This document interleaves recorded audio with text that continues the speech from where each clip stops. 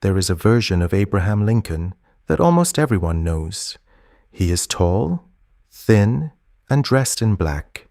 He sits in a marble chair in Washington, D.C., staring out with an expression that is hard to read, somewhere between exhaustion and resolve. His face is on the penny, on the $5 bill, on the walls of courtrooms and classrooms across the country. He freed the slaves, saved the Union, and was shot in a theater before he could see what he had built. That is the version most people carry around in their heads, and it is not wrong exactly, but it is incomplete in ways that matter. The real Abraham Lincoln was something considerably more complicated than the monument suggests.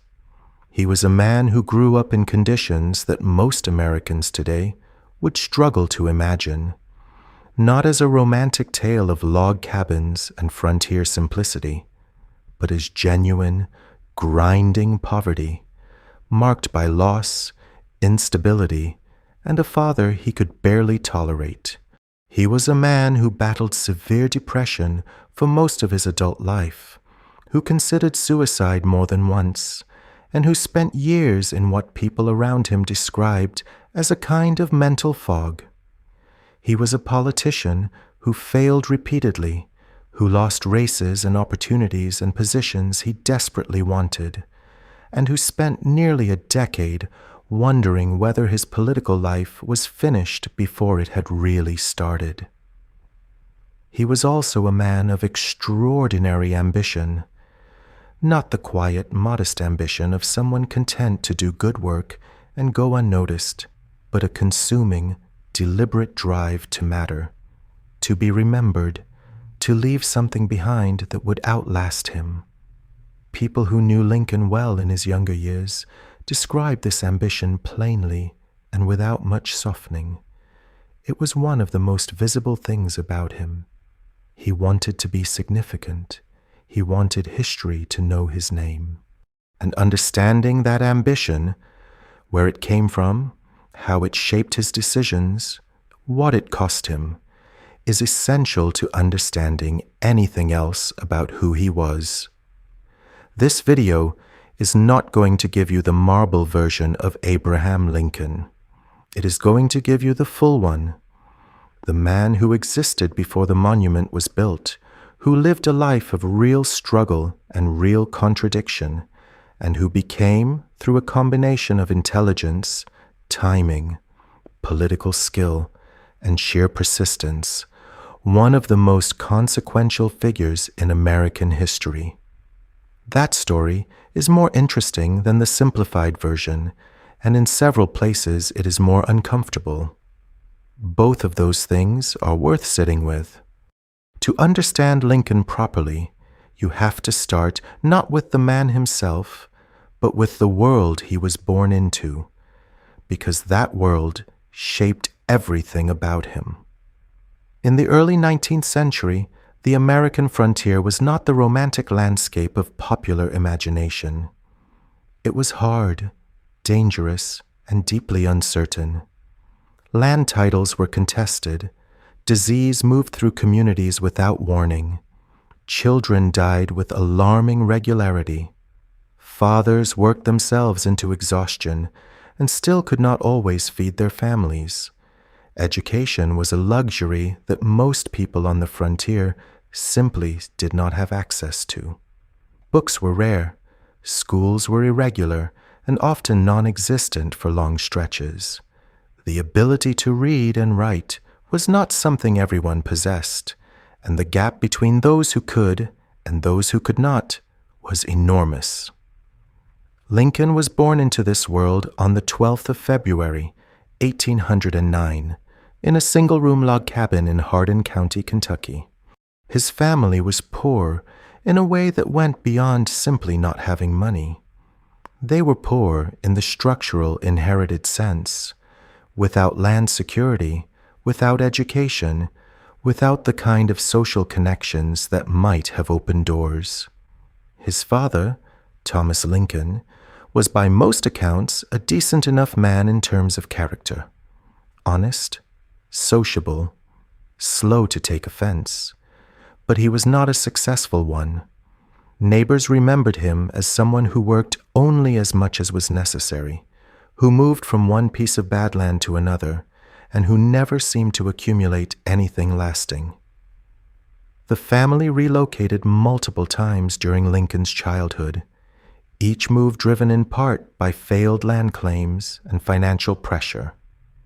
Stability was something Lincoln's early life did not offer. His mother, Nancy Hanks Lincoln, died when Lincoln was 9 years old. She died of milk sickness, a condition caused by drinking milk from cows that had consumed poisonous white snake root. And her death left a mark on Lincoln that never fully healed. By the accounts of people who knew him, he grieved her in a way that went deep and stayed deep. The loss of a mother at that age, in those circumstances, without the resources or support that might have cushioned such a blow, is the kind of thing that reshapes a person's interior life. In Lincoln's case, there is compelling reason to believe it contributed to the patterns of melancholy and depression that would follow him into adulthood and beyond.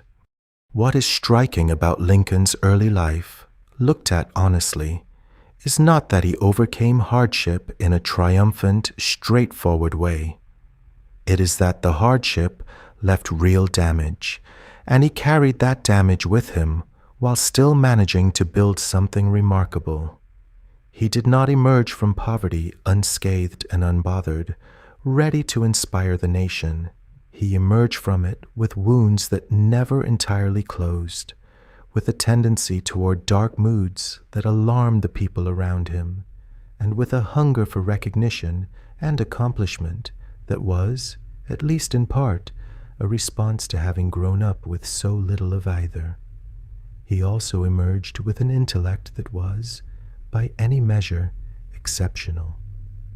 Lincoln educated himself almost entirely on his own, in a household where formal schooling was minimal and books were scarce. He read everything he could find, repeatedly, until he had absorbed it. He developed a capacity for logical argument, for precise language, and for understanding how people thought and what moved them that would later make him one of the most effective communicators in American political history. None of that came from a university or a formal education. It came from a young man sitting by a fire, reading whatever was available, and teaching himself to think. The Lincoln family did not simply start poor and stay poor in one place. Their poverty moved with them, and it moved often. To understand what shaped Abraham Lincoln in his earliest years, you have to understand that the ground beneath his family was never quite stable, literally or figuratively, and that instability was not accidental. It was built into the system of land ownership that governed Kentucky at the time. Kentucky, in the early 19th century, operated under one of the most chaotic land titling systems in the American frontier. Unlike states where land was surveyed in clean rectangular grids before settlers arrived, Kentucky used what was called a metes and bounds system, meaning land was identified by natural landmarks like trees, creek bends, and rock formations. These landmarks shifted, disappeared, or were simply described differently by different surveyors. The result was overlapping claims, endless legal disputes, and families who believed they owned land only to discover, sometimes years later, that someone else held a competing title to the same ground. Thomas Lincoln lost farms this way more than once. It was not a matter of carelessness on his part alone. The system itself was designed, almost inevitably, to produce exactly these kinds of disputes. But Thomas had neither the legal knowledge nor the financial resources to fight them effectively, and so the family moved. Abraham Lincoln was born on the 12th of February, 1809, on a property called the Sinking Spring Farm, named for a limestone spring on the land. The cabin his family lived in was small, even by the standards of the frontier. A single room with a dirt floor, a fireplace, and very little else. His father had purchased the property, not with a clear deed, but with what was called a title bond, which was essentially an agreement contingent on other people meeting their financial obligations. When those obligations were not met, the claim collapsed. Lincoln was not yet 3 years old when the family had to leave. They moved to a property on Knob Creek, about 9 miles away, where they would stay for several years. Knob Creek is where Lincoln's earliest memories were formed. He later recalled planting pumpkin seeds in the hills near the creek and watching a flood wash them away. It is a small memory, the kind of thing a child notices, but it captures something true about the texture of life there. You planted things, and they did not always survive. You built things, and they were not always permanent. The land itself was indifferent to the effort you put into it.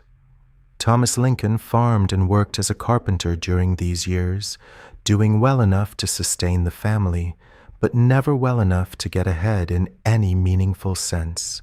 His carpentry skills were described by those who knew him as adequate at best. He could put together basic structures, doors, window casings, rough furniture, but he was not someone who sought out work aggressively. Neighbors remembered him as a man who worked when jobs came to him and did not particularly go looking for them when they did not. He was not cruel or vicious. He was, by most accounts, a likable man in ordinary social situations, good-humored, hospitable, a decent storyteller. But he had a fundamental passivity about building anything lasting, and his son noticed.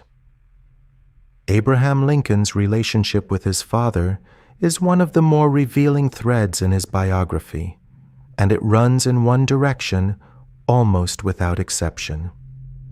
Lincoln felt a distance from Thomas that he never bridged, and, it appears, never particularly tried to bridge in adulthood.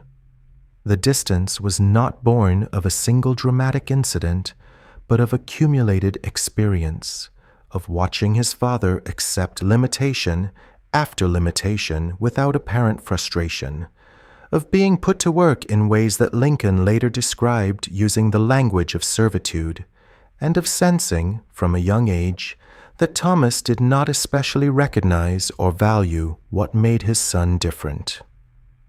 Dennis Hanks, a cousin who lived with the family for a time, later said that Thomas never seemed to think much of Abraham as a boy, and that he showed more warmth toward his stepson than toward his own son. Whether or not that is entirely fair to Thomas, it is what the people around them observed. Nancy Hanks Lincoln, Abraham's mother, is a figure who remains somewhat elusive in the historical record. She could read, which was not universal among frontier women of her time and social position, and she appears to have encouraged her children's curiosity and learning. Her own origins were irregular. She was born out of wedlock, a fact that carried social weight in that era, and her father's identity was a subject Lincoln himself speculated about in ways that reveal how much it occupied him. He later suggested that he had inherited his intellectual qualities from this unknown grandfather, whom he believed to have been a Virginia planter of some education and standing. Whether or not that was true, the belief itself tells you something about how Lincoln thought about where he came from and why he was different from the people immediately around him. Nancy Lincoln died in the fall of 1818 when Abraham was 9 years old. She died of milk sickness, a condition that killed a significant number of frontier settlers and that was caused by consuming dairy products from cows that had eaten white snake root, a poisonous plant common in the area. The illness produced nausea, weakness, and eventually organ failure. It was slow and it was painful, and Lincoln watched it happen. His mother was 34 years old when she died. She was buried on a hill near the family's cabin in Indiana, where the family had relocated 2 years earlier, and her grave had no headstone. Lincoln later arranged for a minister to come and hold a proper service. He had to write the letter himself because his father apparently did not. The period immediately following Nancy's death was by any reasonable assessment one of the hardest stretches of Lincoln's childhood. His father, left with 2 young children in a rough cabin in the Indiana wilderness, struggled visibly. The cabin deteriorated. Food became a more pressing concern. The emotional warmth that Nancy had provided was simply gone. Lincoln's older sister, Sarah, who was 11 at the time of her mother's death, took on the work of running the household in the way that frontier children in that era were expected to, without complaint, without much acknowledgement, and well beyond what should have been asked of someone her age. Thomas Lincoln eventually solved the problem of his motherless household by returning to Kentucky and coming back with a widow named Sarah Bush Johnston, who brought her 3 children with her, and by every available account transformed the emotional atmosphere of the Lincoln home. Sarah Bush Lincoln, as she became, was not a woman of great means or education, but she was warm, organized, and perceptive. She recognized something in Abraham immediately. She later said that he was the best boy she ever saw, and she meant it in a specific sense, not simply well-behaved, but genuinely exceptional in his curiosity and his drive to learn. She encouraged him to read. She defended him when his father criticized his bookishness as impractical. She was, in many ways, the first person in his immediate family to take seriously what he might become. The move to Indiana in 1816 was not a choice made from optimism. Thomas Lincoln crossed the Ohio River with his family and settled in Perry County, later Spencer County, in the southwestern part of the state, and the conditions he chose were by almost any measure worse than what they had left behind. The land was heavily forested, which meant that before anything could be farmed, an enormous amount of physical labor had to be done just to make the ground usable. Thomas selected a plot more than a mile from a reliable water source, which added a daily burden to every other task the family faced. The cabin he built initially had 3 walls and an open front, what frontier settlers called a half-faced camp, which offered minimal protection against the Indiana winters. For a family with 2 young children, in unfamiliar territory, with no nearby neighbors and no established community, it was a genuinely difficult beginning. What made it harder was that Thomas Lincoln had made this move, like the moves before it, without fully solving the problems that had necessitated it.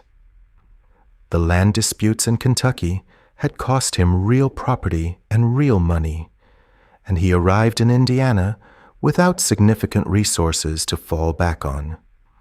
He had chosen the Indiana land partly because it was federal land, surveyed properly, and sold with clear titles, which meant the overlapping claim problems of Kentucky were less likely to follow him. That calculation was correct, but the land itself was unforgiving, and the work of making it livable fell heavily on everyone in the family, including Abraham, who was 7 years old when they arrived. Lincoln would later describe his Indiana years in language that is worth taking seriously.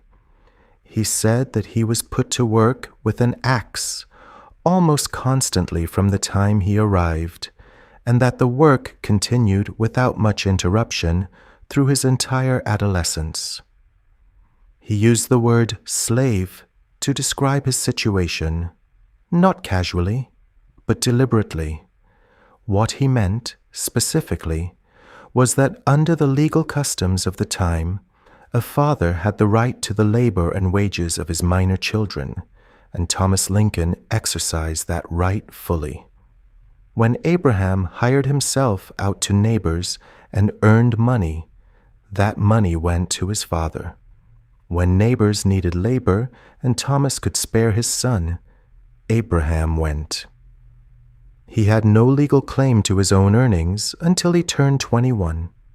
He understood this, and he resented it, and the resentment was not something he softened in later years when he described it. The physical work itself was not the central grievance, though it was relentless.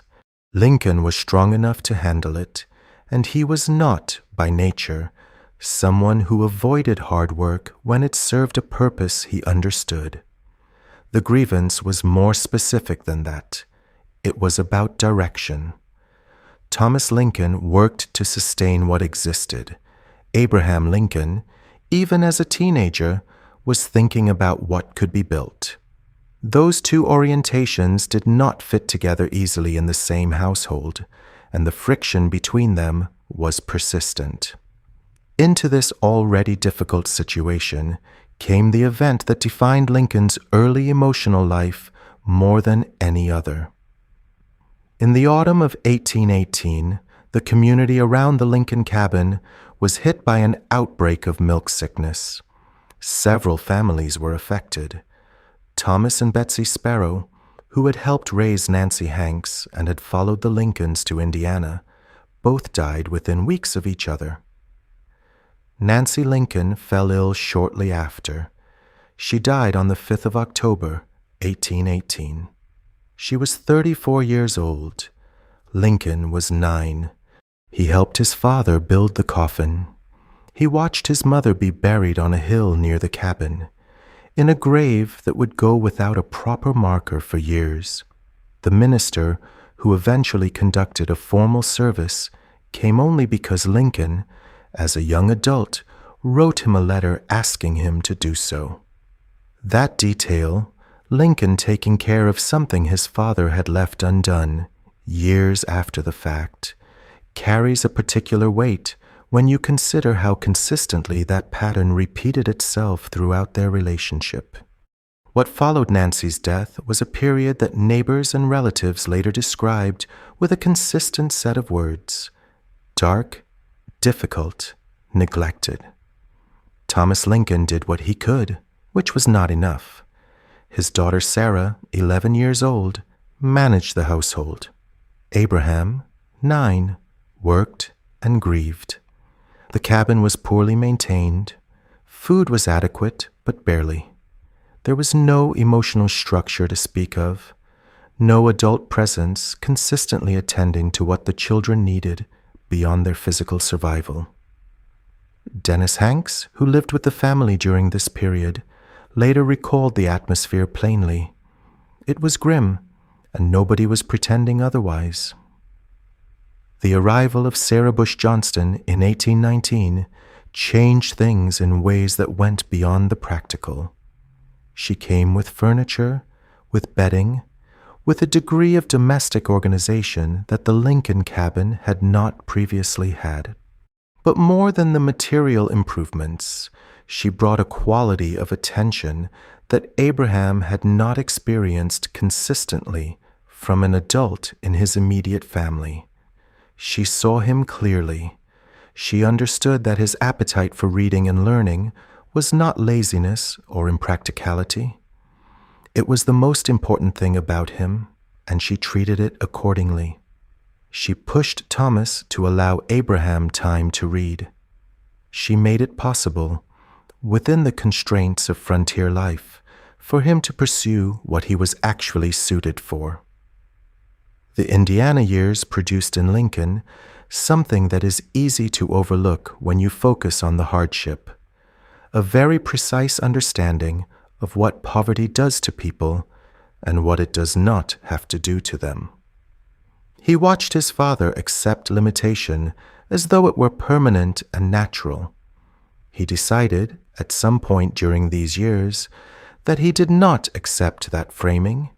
He saw people around him who had slightly more education, slightly more opportunity, and whose lives were correspondingly different. Not radically different, but meaningfully so. He connected those dots. He understood that the line between his situation and something better was thinner than it appeared, and that the primary tools for crossing it were the ones he was already using: reading, thinking, speaking, and making himself useful to people who had more to offer than what his father's farm could provide. He began to do exactly that. As a teenager, Lincoln hired himself out to neighbors, not just when his father directed him to, but increasingly on his own initiative, in situations where he could observe people of varying backgrounds and hear conversations about things beyond the immediate concerns of farming and survival. He worked on the Ohio River, ferrying passengers to larger boats. He listened to lawyers arguing cases in the small Indiana courts. He read newspapers when he could find them. He went to the Indiana legislature once as a young man and sat in the gallery and watched the proceedings with the focused attention of someone who was studying, not simply observing. His sister Sarah died in 1828 during childbirth. She was 21 years old. Lincoln's grief at her death was described by those around him as intense, comparable in its visible weight to what he had shown after their mother died. The losses were accumulating, and they were accumulating in the particular way that marks people for life. Not as a series of external misfortunes that could be set aside, but as interior experiences that change the shape of how a person moves through the world. Lincoln would carry both of these losses, his mother, his sister, into his adult life, and there is substantial evidence in his behavior and his writing that they never fully resolved. He arrived in New Salem, Illinois, in the spring of 1831, not quite 22 years old, with no money, no connections, and no particular plan beyond the fact that he was not going back. New Salem was a small frontier village sitting on a bluff above the Sangamon River, a community of perhaps 100 people, a handful of businesses, a mill, a tavern, and the particular social energy of a place that believed it was on the verge of becoming something larger. It never did become larger. Within a decade, it would essentially cease to exist, its residents drifting to more promising towns, its buildings left to deteriorate. But in 1831, it was alive, and for a young man who had spent his entire life in conditions of rural isolation and in forced labor, it represented something genuinely new. Lincoln had come through New Salem earlier that year on a flatboat trip to New Orleans, hired by a local merchant named Denton Offutt to help transport goods down the river. That trip was significant in ways that went beyond the employment. It was Lincoln's second journey to New Orleans. He had made a similar trip as a teenager, and the city itself, with its size and its commerce and its open slave markets, left impressions on him that people who knew him later said he referenced more than once. He saw enslaved people bought and sold in New Orleans in a way that wasn't abstract or distant. He saw it as a transaction conducted in public, in daylight, with the same commercial matter-of-factness as any other exchange of goods. Whatever Lincoln's evolving views on slavery over the following decades, those New Orleans trips were part of the foundation those views rested on. Offutt, impressed by Lincoln on the flatboat journey, offered him a job running a store in New Salem when they returned. Lincoln accepted. It was not much of a position, and Offutt turned out not to be much of a businessman, The store failed within a year, but it placed Lincoln at the center of the village's daily life in a way that proved more valuable than the job itself. As a store clerk, Lincoln interacted with nearly everyone in the community. He extended credit, settled disputes, delivered mail, and talked, constantly, at length, on any subject that came up. His reputation in New Salem was built in these early months, and it rested on a specific combination of qualities that people found unusual and attractive. He was physically formidable, but not aggressive, funny without being cruel, honest to a degree that became almost legendary in a community small enough for such things to be verified. The honesty stories from New Salem are numerous enough that they cannot all be dismissed as later embellishment. One of the most frequently repeated involves Lincoln discovering, after closing the store for the evening, that he had accidentally overcharged a customer by a small amount, a few cents. He walked a meaningful distance that night to return the money. Another involves a weight that was slightly off on the store's scale. When Lincoln discovered the discrepancy, he adjusted the customer's purchase rather than keeping the difference. These are small things, but in a frontier community where commerce operated largely on personal trust, they mattered in a way they might not in a more anonymous setting.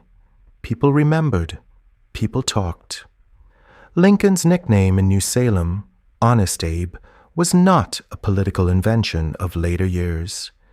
It was earned in this village, in these specific kinds of interactions, before he had any reason to cultivate a public image. He also established himself physically in a way that mattered on the frontier. Shortly after arriving, Lincoln was challenged to a wrestling match by Jack Armstrong, the leader of a rough group of young men known as the Clary's Grove Boys, who functioned as something like the unofficial arbiters of masculine standing in the community. The match itself has been described differently by different witnesses. Some say Lincoln won outright, others say it ended in a draw. But what everyone agrees on is that Lincoln handled himself with enough composure and physical capability that Armstrong and his group became his allies rather than his antagonists.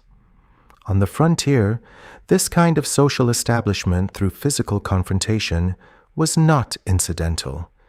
It was a genuine mechanism of community integration, and Lincoln navigated it effectively. What he was doing during all of this, in parallel with the social maneuvering and the store work, was reading. New Salem had a few people who could help him in ways that Indiana had not. A schoolmaster named Mentor Graham took an interest in Lincoln and helped him work through grammar. Lincoln famously borrowed a copy of Samuel Kirkham's English grammar and worked through it with an intensity that Graham later described as unlike anything he had seen in a student. Lincoln understood, at this point with considerable precision, that the gap between where he was and where he wanted to go was largely a gap in formal knowledge and linguistic precision. He was already a capable thinker. He needed to become a capable writer and speaker in a more disciplined sense, and he worked at it the way he worked at everything that mattered to him, systematically, repeatedly, without much concern for how long it took. He also began reading law. Legal texts were not easy to come by in New Salem, but Lincoln obtained copies of Blackstone's commentaries on the laws of England and worked through them with the same focused repetition he applied to everything else. People who observed him during this period described a man who would read lying under a tree or sitting against a fence or in whatever physical position happened to be available, moving his lips slightly as he worked through the text, stopping to think, going back to passages he had not fully absorbed, continuing. He was not a quick study in the conventional sense. He was a thorough one, which turned out to matter more. In 1832, less than a year after arriving in New Salem, Lincoln did two things that announced, in different ways, the direction he intended his life to take. He announced his candidacy for the Illinois State Legislature. At 23 years old, with no money, no political experience, and no particular reason beyond ambition to think he could win. And he enlisted in the Illinois militia when the Black Hawk War broke out, a brief conflict between United States forces and a group of Sauk and Fox people led by a chief named Black Hawk who had recrossed the Mississippi River into Illinois. Lincoln was elected captain of his militia company by his fellow volunteers, a result, he later said, gave him more satisfaction than almost any other election he ever won. He saw no actual combat during the war. The conflict ended before his unit engaged. But he served his term, re-enlisted twice as a private when his captaincy expired, and came back from the experience with both the title and the social credibility that military service, however modest, conferred in that era. He lost the legislative race in 1832, one of only 2 times in his entire political career that he would lose a direct vote of the people in his own district. The loss is worth noting not because it was catastrophic. He finished 8th in a field of 13 candidates, and in his home precinct of New Salem, he received virtually every vote cast. But because of how he responded to it, he did not retreat. He had already identified politics as the arena in which his ambitions would be pursued, and a single defeat did not alter that assessment. He ran again 2 years later and won. Anne Rutledge died in August of 1835, most likely from typhoid fever, which had moved through New Salem that summer with particular severity. She was 22 years old. Lincoln had known her for several years by that point. She was a presence in the village he had made his home, the daughter of one of its founders, and by the accounts of people who observed them together, someone he cared about in a way that went beyond ordinary friendship. The precise nature of that attachment has been argued over by historians for generations, and the argument is unlikely to be fully resolved. What is not arguable is what happened to Lincoln after she died.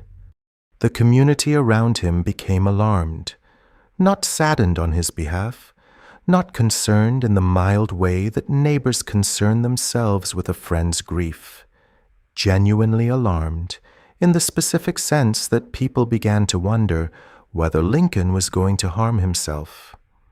Samuel Hill, one of the men Lincoln was closest to in New Salem, reportedly kept watch over him for a period of approximately 2 weeks following Anne's death, specifically because those around Lincoln feared he might attempt suicide. Other neighbors remembered him wandering through the surrounding area for days, humming to himself, apparently unaware of the people he passed. His duties at the post office, which he had managed conscientiously since taking the position, went largely unattended. A resident wrote at the time that the postmaster was being very careless about leaving his office open and unlocked, with no one present to manage it. This was not ordinary grief behaving in extraordinary ways. Lincoln himself, in conversations with people he trusted, made clear that the crisis of 1835 was connected to something larger and older than Anne Rutledge's death. He told Mentor Graham, the schoolmaster who had helped him with his grammar studies, that he had felt like committing suicide on multiple occasions. Not once, not in a single desperate moment, but repeatedly, as a recurring feature of his inner life. He told another acquaintance, Robert Wilson, that although he appeared to enjoy life and engaged in humor and social interaction without obvious restraint, when he was alone, he was so overcome with mental depression that he never dared carry a knife in his pocket. That is a remarkably precise and self-aware statement. Lincoln was not describing a passing low mood. He was describing a condition he had identified, named in his own terms, and developed specific behavioral strategies to manage. The word that Lincoln and the people around him used most often for this condition was hypochondria, not in the modern sense of imagined physical illness, but in the 19th century sense of a deep, persistent melancholy that had no single identifiable cause and did not respond reliably to changes in circumstance. Today, reading the descriptions that survive from multiple witnesses across multiple decades of Lincoln's life, what they are describing maps closely onto what we would recognize as severe clinical depression. The pattern is consistent. Periods of normal or even elevated functioning, punctuated by episodes of profound darkness in which Lincoln withdrew, lost interest in his work and his surroundings, and in the worst instances, moved toward thoughts of self-destruction. What triggered the episode following Anne's death was almost certainly not only Anne's death. Lincoln himself suggested as much. The losses he had already accumulated, his mother at 9, his sister at 19, the grinding poverty of his childhood, the emotional distance from his father, the years of labor that had belonged to someone else. These were not resolved wounds. They were wounds that had been covered over by activity and ambition and humor, and Anne's death broke through the covering. Historians and psychologists who have examined Lincoln's life in detail have noted that this pattern, where a current loss reactivates earlier unresolved grief, is well documented and fits precisely what the record shows happening to Lincoln in the autumn of 1835. He pulled himself back together as he had before and would again. By December of that year, he was attending a special session of the Illinois legislature, functioning adequately, doing his work. But the experience had clarified something about his own interior life that he could not unknow. He understood that he was carrying something that was not going to go away, that it required active management, and that certain conditions, isolation, inactivity, loss, made it significantly worse. He developed what amounted to a personal protocol for managing the condition. Stay busy, seek company, avoid situations that allowed the darkness too much uninterrupted space. He recommended exactly this approach to his close friend Joshua Speed years later, when Speed was going through his own severe depression. Avoid being idle, engage in some business. Do not allow yourself to sit alone with it. Joshua Speed deserves mention here because he is one of the most important figures in Lincoln's emotional life during the 1830s and 40s, and one of the very few people to whom Lincoln spoke with something approaching full candor about his inner state. The two men met in Springfield in 1837, when Lincoln arrived in the city to begin his law practice and discovered he could not afford to pay for a room. Speed, who ran a general store, offered to share his room above the shop rather than see Lincoln leave. They lived together for nearly 4 years, and the friendship that developed was, by the standards Lincoln applied to intimacy, unusually close. Lincoln was not a man who opened himself easily to others. Speed was an exception. Lincoln had moved to Springfield in 1837 after winning his second term in the Illinois state legislature and being admitted to the bar. Springfield was the new state capital. a position Lincoln himself had helped secure through his legislative work, and it was a more substantial place than New Salem, with more lawyers, more political activity, and more of the kind of social world in which Lincoln's ambitions could find traction. New Salem, by this point, was already declining. The decision to relocate was obvious, and Lincoln made it without hesitation. But Springfield also brought new pressures and new social territory, and it was in Springfield that Lincoln's depression intersected most visibly with his personal life in ways that affected people beyond himself. He entered a social circle that included educated, politically connected families, a world considerably more polished than anything he had previously moved in, and he navigated it with a combination of genuine charm and recurring awkwardness that people around him noticed and commented on. He was funny and engaging in groups, but often lost in his own thoughts at social gatherings. He could hold a room with a story and then sit silent for long stretches when the story was finished.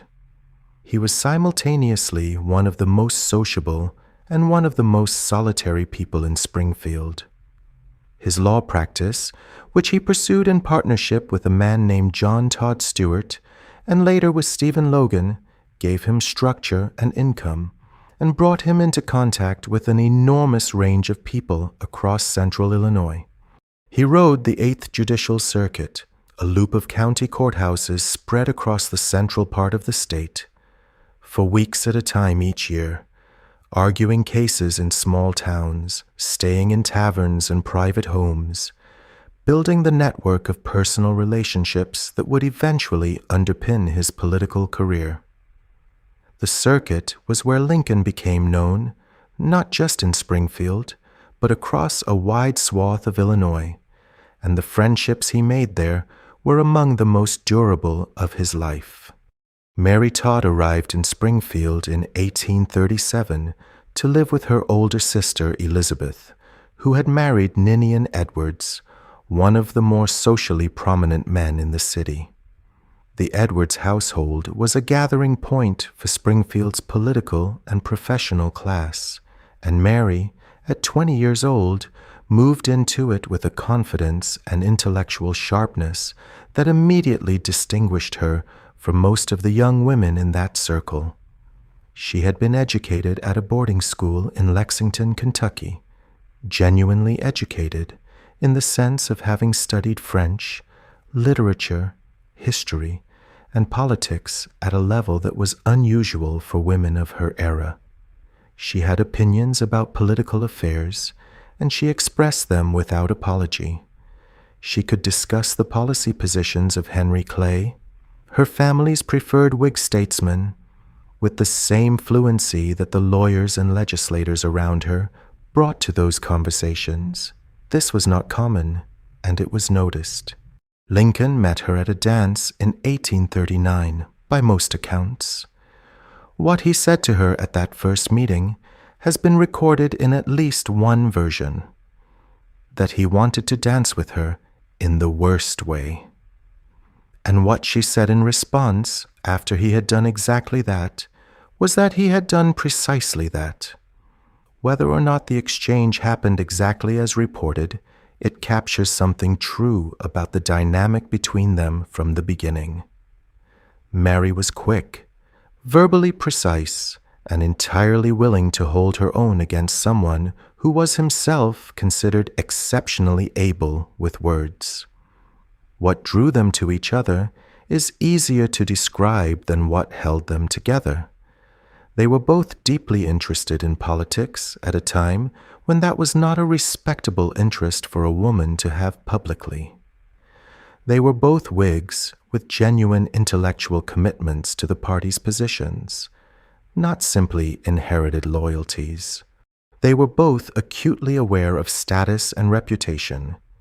Mary from the perspective of someone who had grown up with social standing and understood its mechanisms from the inside. Lincoln from the perspective of someone who had grown up without it and understood with equal clarity what it could provide. Mary saw in Lincoln something that many in her social circle did not yet see. A man of unusual capability who was going somewhere significant. Lincoln saw in Mary a level of education, social fluency, and political intelligence that complemented what he was building. Their courtship was not smooth. It was conducted against the backdrop of Springfield's tight social world, in which everyone's business was known and discussed, and it attracted commentary from the beginning. Mary's family had reservations. Her sister Elizabeth later said that she did not think Lincoln and Mary were suited to each other, that they were too different in background and temperament to make a stable match. Ninny and Edward shared these reservations. They were not wrong about the differences, though they may have underestimated how much those differences were part of the attraction rather than simply an obstacle to it. By the end of 1840, Lincoln and Mary were engaged. Then, on the 1st of January, 1841, a date Lincoln would later refer to as the fatal first, he broke the engagement off. What exactly happened is not entirely clear from the surviving record, and historians have offered several explanations. What is clear is that Lincoln's decision, whatever motivated it, immediately precipitated one of the most severe depressive episodes of his adult life. He described himself in letters from this period as the most miserable man living. He told Speed that if what he felt were equally distributed among the whole human family, there would not be one cheerful face on earth. He was unable to work. He missed sessions of the legislature of which he was a member. His friends were worried enough about his physical and mental condition that Speed took him away from Springfield for a period to recover at Speed's family home in Kentucky. This raises a question worth sitting with. Why did breaking an engagement he had chosen to break produce a collapse of that severity? The most plausible answer, supported by what Lincoln himself wrote during this period, is that the decision was not made from indifference, but from a specific kind of moral torment. Lincoln appears to have believed that Mary loved him, and that breaking the engagement would cause her genuine harm, and he could not easily reconcile his desire to be free of the commitment with his sense of obligation to her feelings.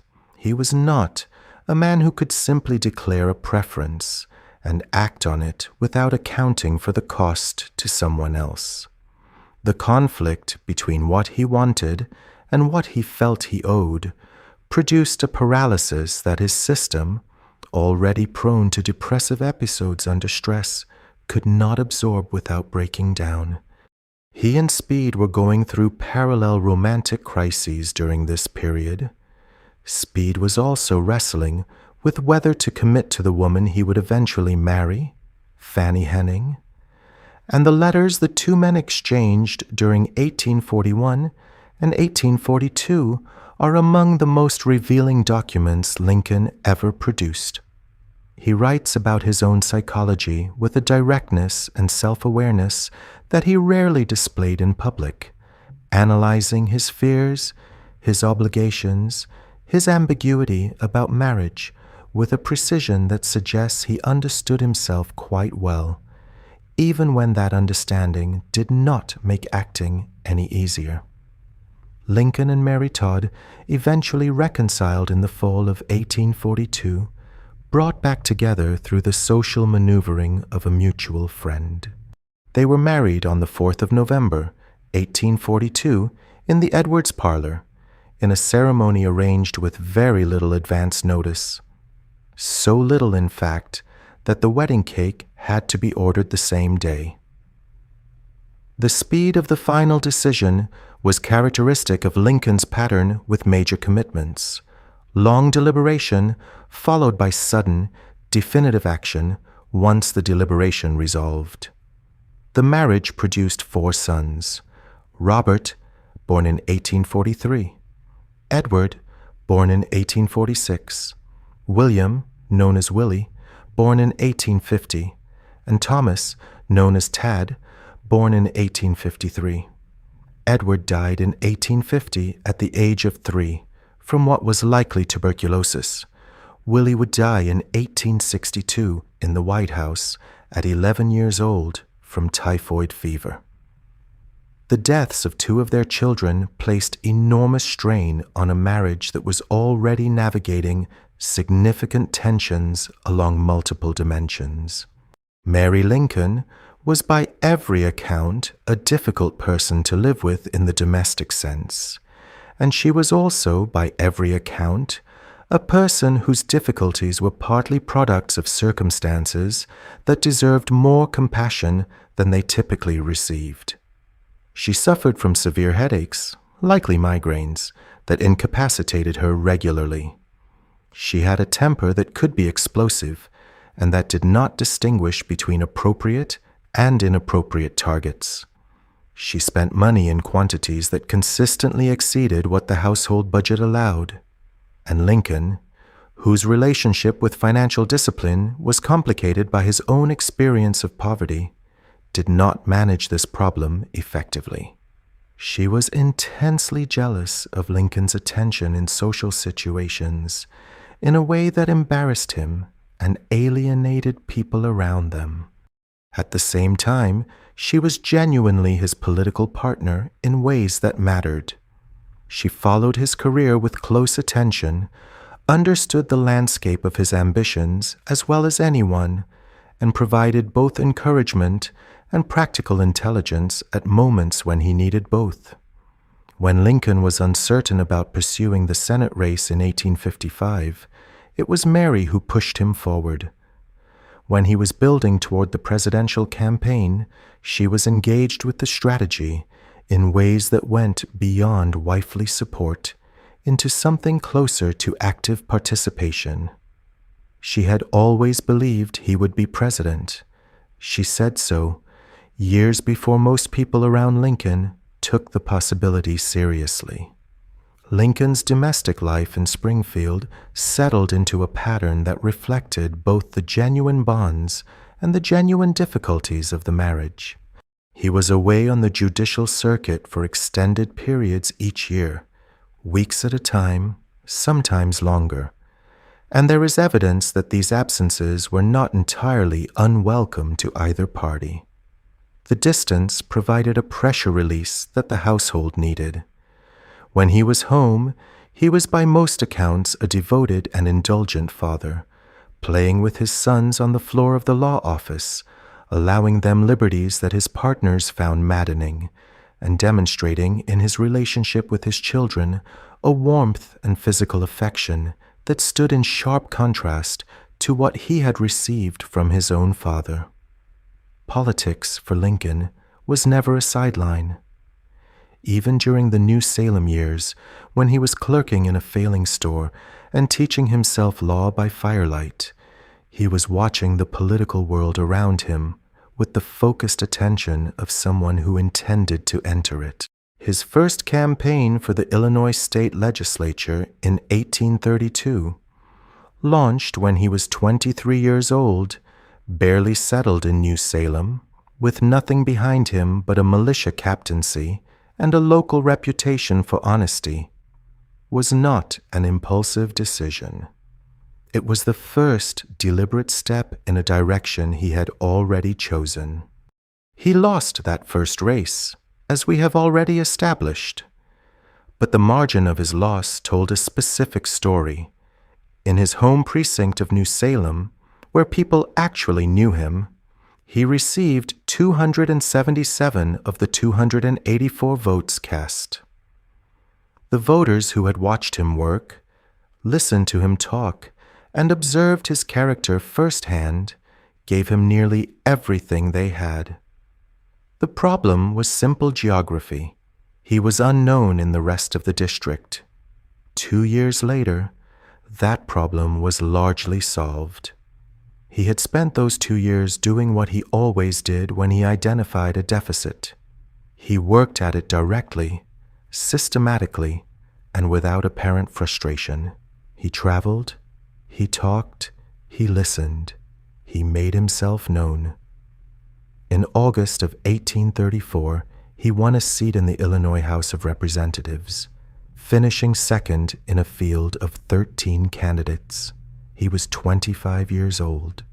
What Lincoln found in the legislature was an environment that suited him in ways that manual labor and storekeeping never had. The work was fundamentally about argument, persuasion, coalition building, and the careful reading of what other people wanted and feared. These were things Lincoln was naturally good at and had been consciously developing for years. He was not, in his early legislative terms, a firebrand or a dramatic presence on the floor. He was a careful observer who spoke when he had something precise to say, who built relationships across party lines when it was useful, and who learned the mechanics of how legislation actually moved, or didn't move, through a chamber full of competing interests. He served 4 consecutive 2-year terms from 1834 through 1842, and the arc of his development across those 8 years is visible in the record. In his first term, he was largely quiet, learning. By his second and third terms, he was one of the more active members of the Whig caucus, taking the floor regularly, managing legislation, and demonstrating a capacity for political strategy that went considerably beyond what most frontier legislators brought to the job. He became known, in particular, for his work on internal improvements. The roads, canals, and railroads that Illinois desperately needed, and that the Whig Party, following Henry Clay's American System framework, championed as the engine of economic development. Lincoln believed in this agenda genuinely, not simply as party loyalty. He had grown up in communities that lacked basic infrastructure, and he understood from direct experience what that absence cost ordinary people. One of the more revealing episodes of his legislative career came in 1837 when Lincoln and a colleague named Dan Stone entered a formal protest into the legislative record regarding resolutions the Illinois House had passed on the subject of slavery and abolitionism. The House resolutions had condemned abolitionist societies and affirmed the right of slaveholders to their property under the Constitution. Lincoln and Stone did not simply vote against these resolutions. They issued a written protest stating that slavery was founded on both injustice and bad policy, while simultaneously arguing that abolitionist agitation made the situation worse rather than better. The protest was a precise document. It staked out a position that was morally clear about slavery's character, while politically careful about what it was and was not demanding.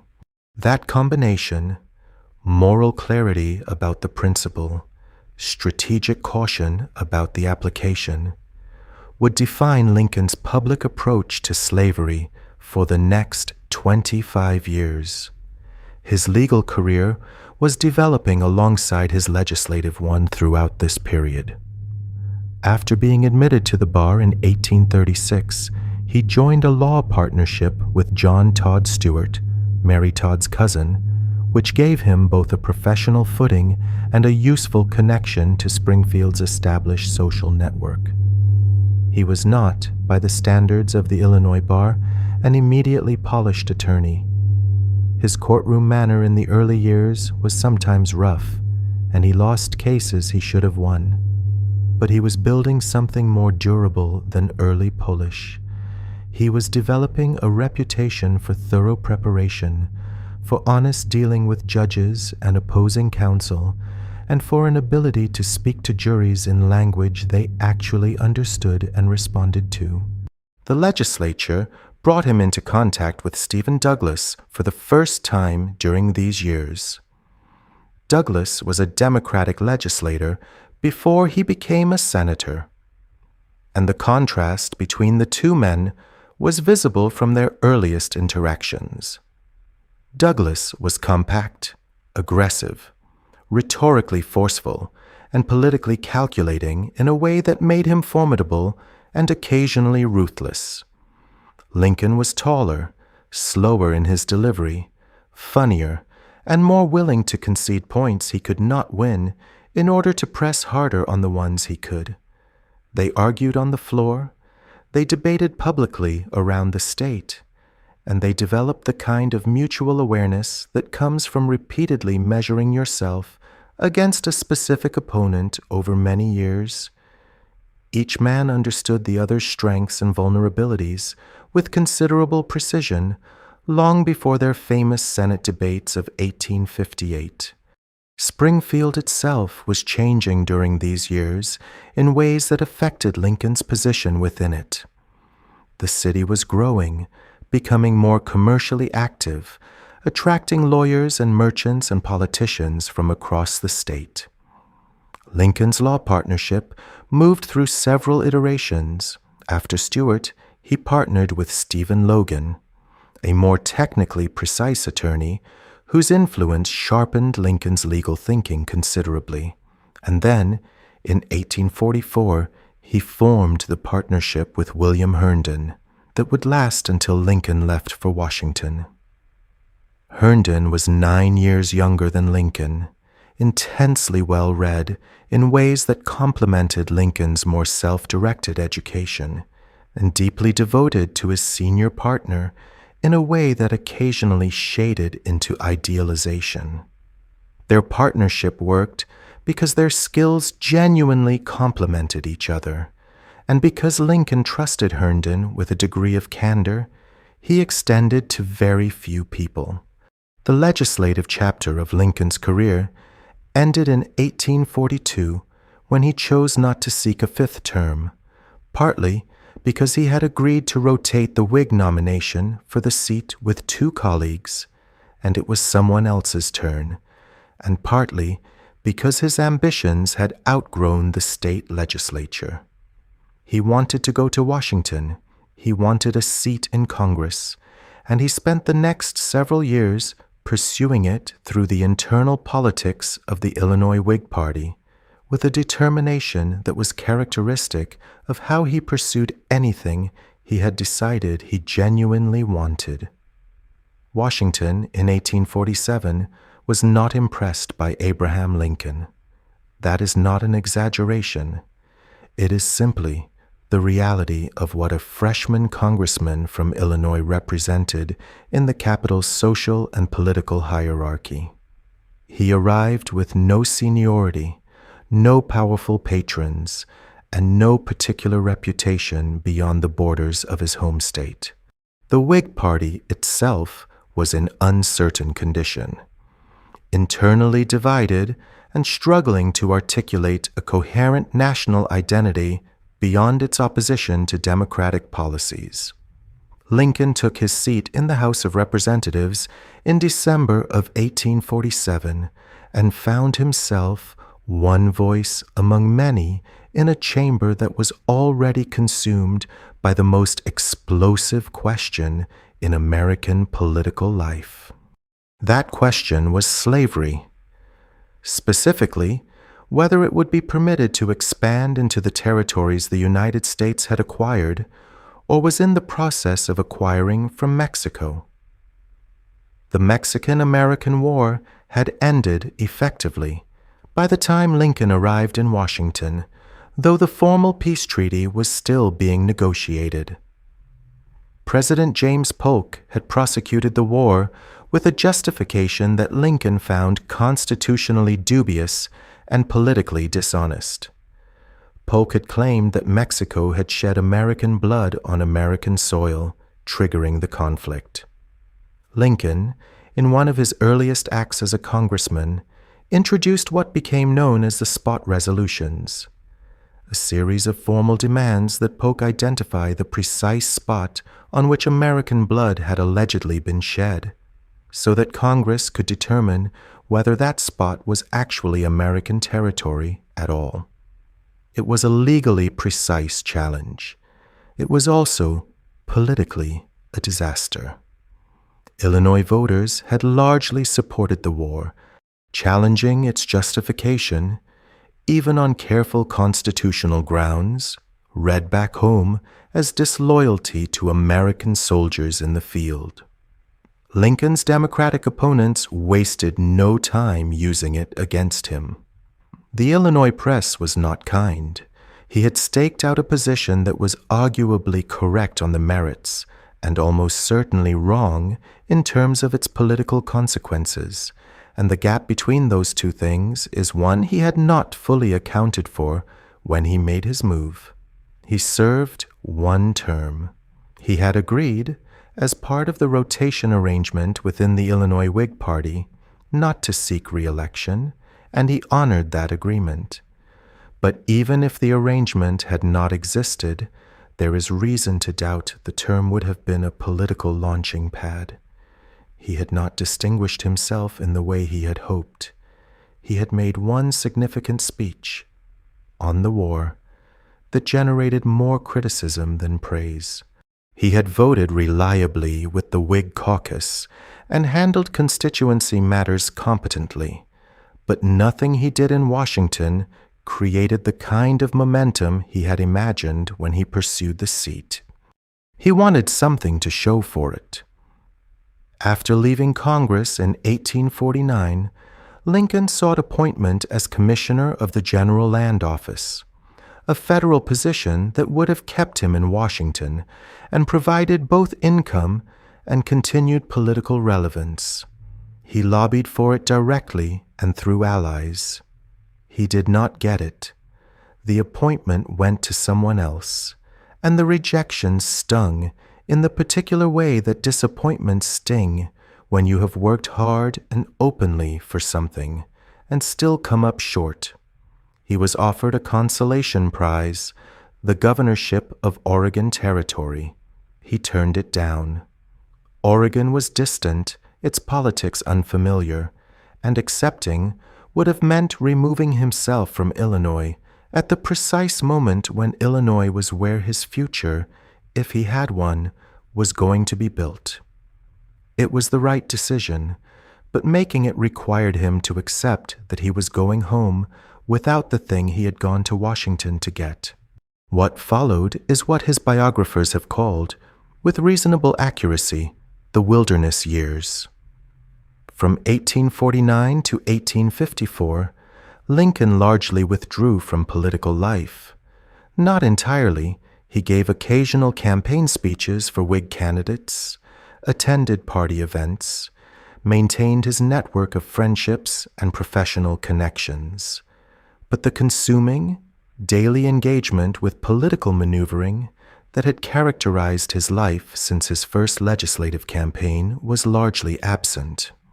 He threw himself into the law with an intensity he had not previously applied to it. He rode the Eighth Circuit with more focus and less distraction.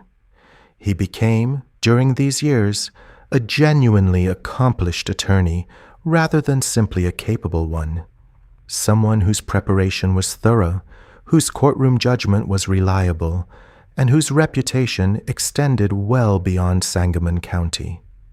The law gave him structure. It gave him income that was, for the first time in his life, genuinely comfortable. It gave him the intellectual engagement that his mind required to stay functional. But it did not give him what the legislature and Congress had given him, which was a sense that what he was doing was connected to something larger than the immediate case in front of him. He was also, during this period, working through something internally that the historical record only partially illuminates. The questions that tend to surface for people in their early 40s, about purpose, about legacy, about whether the choices made in the first half of life were actually the right ones, appear to have occupied Lincoln seriously during these years. He had turned 40 in 1849. He had a law practice, a wife, children, a house in Springfield. By the standards available to him, he had done well. By his own standards, which were considerably more demanding, he had not done enough. The ambition that had driven him out of Indiana and through New Salem and into the legislature had not dissolved. It had simply run out of immediate outlet. Then, in the spring of 1854, Stephen Douglas introduced the Kansas-Nebraska Act in the United States Senate. Lincoln later said that this event aroused him as he had never been aroused before. That is not a casual statement from a man who chose his words carefully. The Kansas-Nebraska Act proposed to repeal the Missouri Compromise of 1820, which had prohibited slavery north of a specific geographic line in the territories. In its place, Douglas proposed the principle of popular sovereignty, the idea that the settlers of each new territory should decide for themselves whether to allow slavery.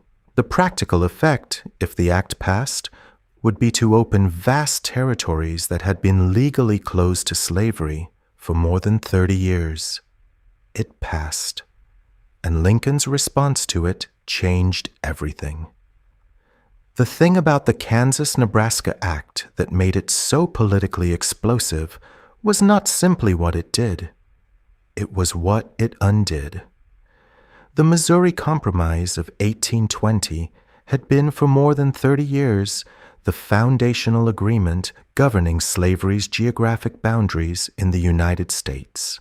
Under its terms, slavery was prohibited in the territory acquired through the Louisiana Purchase north of the 36th degree, 30-minute parallel. With the exception of Missouri itself, it was not a perfect arrangement. Abolitionists had always objected to it on moral grounds, and Southern slaveholders had always resented the limitation it placed on slavery's potential expansion.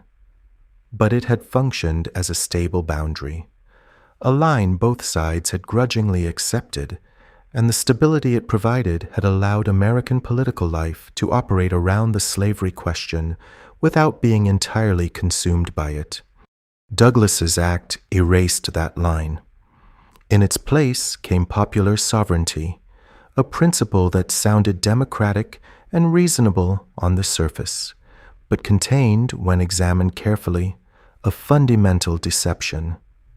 The deception was this: popular sovereignty assumed that settlers moving into a new territory arrived as equals, making a free collective choice about their future. But if slaveholders moved into a territory with enslaved people as their property before any vote was held, the question of slavery's presence had already been answered by arrival rather than by ballot. The vote, when it came, would be ratifying an established fact rather than making a genuinely open choice. Lincoln saw this immediately and said so plainly. Douglas, he argued, was not offering settlers a real choice.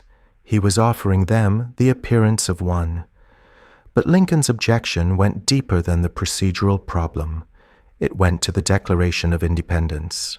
His Peoria speech of October 1854, delivered over the course of several hours to an audience that had already sat through a lengthy address by Douglas himself, made an argument that was, at its core, philosophical rather than simply political.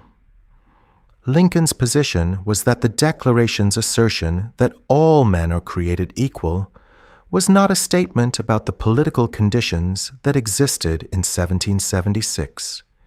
It was a statement about a moral standard, an aspiration the country had formally committed itself to and was obligated to move toward, not away from. Slavery was a violation of that standard. Allowing it to spread into new territories was not a neutral act. It was a choice to move in the wrong direction, and it was a choice being made deliberately, by legislation, in the full knowledge of what it meant. He was not calling for the immediate abolition of slavery where it already existed. He was careful about that, and his carefulness was genuine rather than purely strategic. He understood that the Constitution protected slavery in the states where it had existed since ratification, and he respected that legal reality, even while finding it morally uncomfortable. What he was demanding was that the country stop pretending the expansion of slavery was a morally neutral question that settlers could settle for themselves like a zoning dispute. This distinction between tolerating slavery where it existed and preventing its spread was the precise ground on which Lincoln would fight for the next 6 years. It was a position that satisfied nobody completely. Abolitionists found it too cautious. Southern slaveholders found it an existential threat. Douglas and his supporters found it hypocritical. If slavery was wrong, they argued, why tolerate it anywhere? Lincoln's answer was that political reality and moral aspiration had to be navigated simultaneously, and that a man who refused to accept any imperfect position would end up with no position at all. After the Peoria speech, Lincoln attempted to parlay his renewed political energy into a Senate seat. Illinois senators were chosen by the state legislature at this time. The direct popular election of senators would not come until the 17th Amendment in 1913.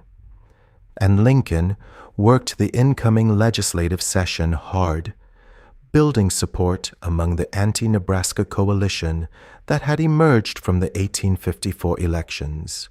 He came close. After leading on multiple ballots, he found himself unable to reach a majority, and rather than allow his vote to fragment in a way that might hand the seat to a Democrat, he threw his support to Lyman Trumbull, an anti-Nebraska Democrat who could attract votes Lincoln could not. Trumbull won. It was a significant sacrifice, and Lincoln made it without visible bitterness, which impressed people who observed it. Politics in that era, as in any era, was full of men who would have held their votes as leverage until the situation broke in their favor, regardless of the cost to the larger cause. Lincoln released his votes when holding them became counterproductive. That kind of discipline, subordinating personal advancement to strategic reality, was not common, and it built him credit among people who would matter later. The political landscape was shifting rapidly around him during these years in ways that both complicated and ultimately benefited his position. The Whig Party, which had been Lincoln's political home since his first legislative campaign, was collapsing. The Kansas-Nebraska Act had fractured it beyond recovery, driving its anti-slavery members toward a new coalition that was forming under the name Republican. Lincoln moved toward this new party carefully and deliberately. He was not among the first to publicly identify himself as a Republican, partly because the party's composition in Illinois was still unsettled, and partly because he wanted to bring as many former Whigs and anti-Nebraska Democrats with him as possible, rather than simply joining an existing faction. By 1856, he was firmly within the Republican Party and actively building its infrastructure in Illinois. He gave dozens of speeches across the state that year, campaigning for the party's first presidential candidate, John Fremont, who lost to the Democrat James Buchanan. Lincoln himself received over 100 votes on the first ballot for the Republican vice presidential nomination at the party's national convention, a signal that his reputation was beginning to extend beyond Illinois in ways it had not previously. Kansas itself, meanwhile, had become a bloodbath. The theory of popular sovereignty had produced, in practice, two competing territorial governments, one free soil, one pro-slavery, each claiming legitimacy and each backed by armed settlers willing to enforce their claim with violence. The conflict, which became known as Bleeding Kansas, exposed the fundamental fraudulence of Douglas's framework in a way that no speech could have done as effectively. People were dying over the question that popular sovereignty was supposed to resolve peacefully. The violence in Kansas gave Lincoln's abstract argument about the direction the country was heading, a concrete, visible, present-tense reality that audiences could not dismiss as theoretical. In Washington, the violence had reached the Senate chamber itself. In May of 1856, Representative Preston Brooks of South Carolina walked onto the Senate floor and beat Senator Charles Sumner of Massachusetts, unconscious with a metal-tipped cane, in retaliation for a speech Sumner had given condemning slavery and mocking a South Carolina senator. Sumner was so severely injured that he could not return to his Senate seat for more than 3 years. Brooks was celebrated in the South as a hero. In the North, the image of a Southern congressman beating an anti-slavery senator into incapacitation on the floor of Congress became a defining symbol of what the slavery debate had become. Lincoln used all of it, Kansas, Brooks, the spreading violence, not as inflammatory material, but as evidence for a logical argument he was systematically building. The country was not drifting toward a resolution of the slavery question. It was drifting toward a crisis.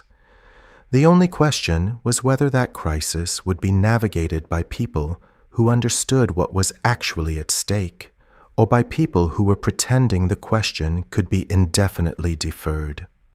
The Illinois Republican Party did something unusual in June of 1858.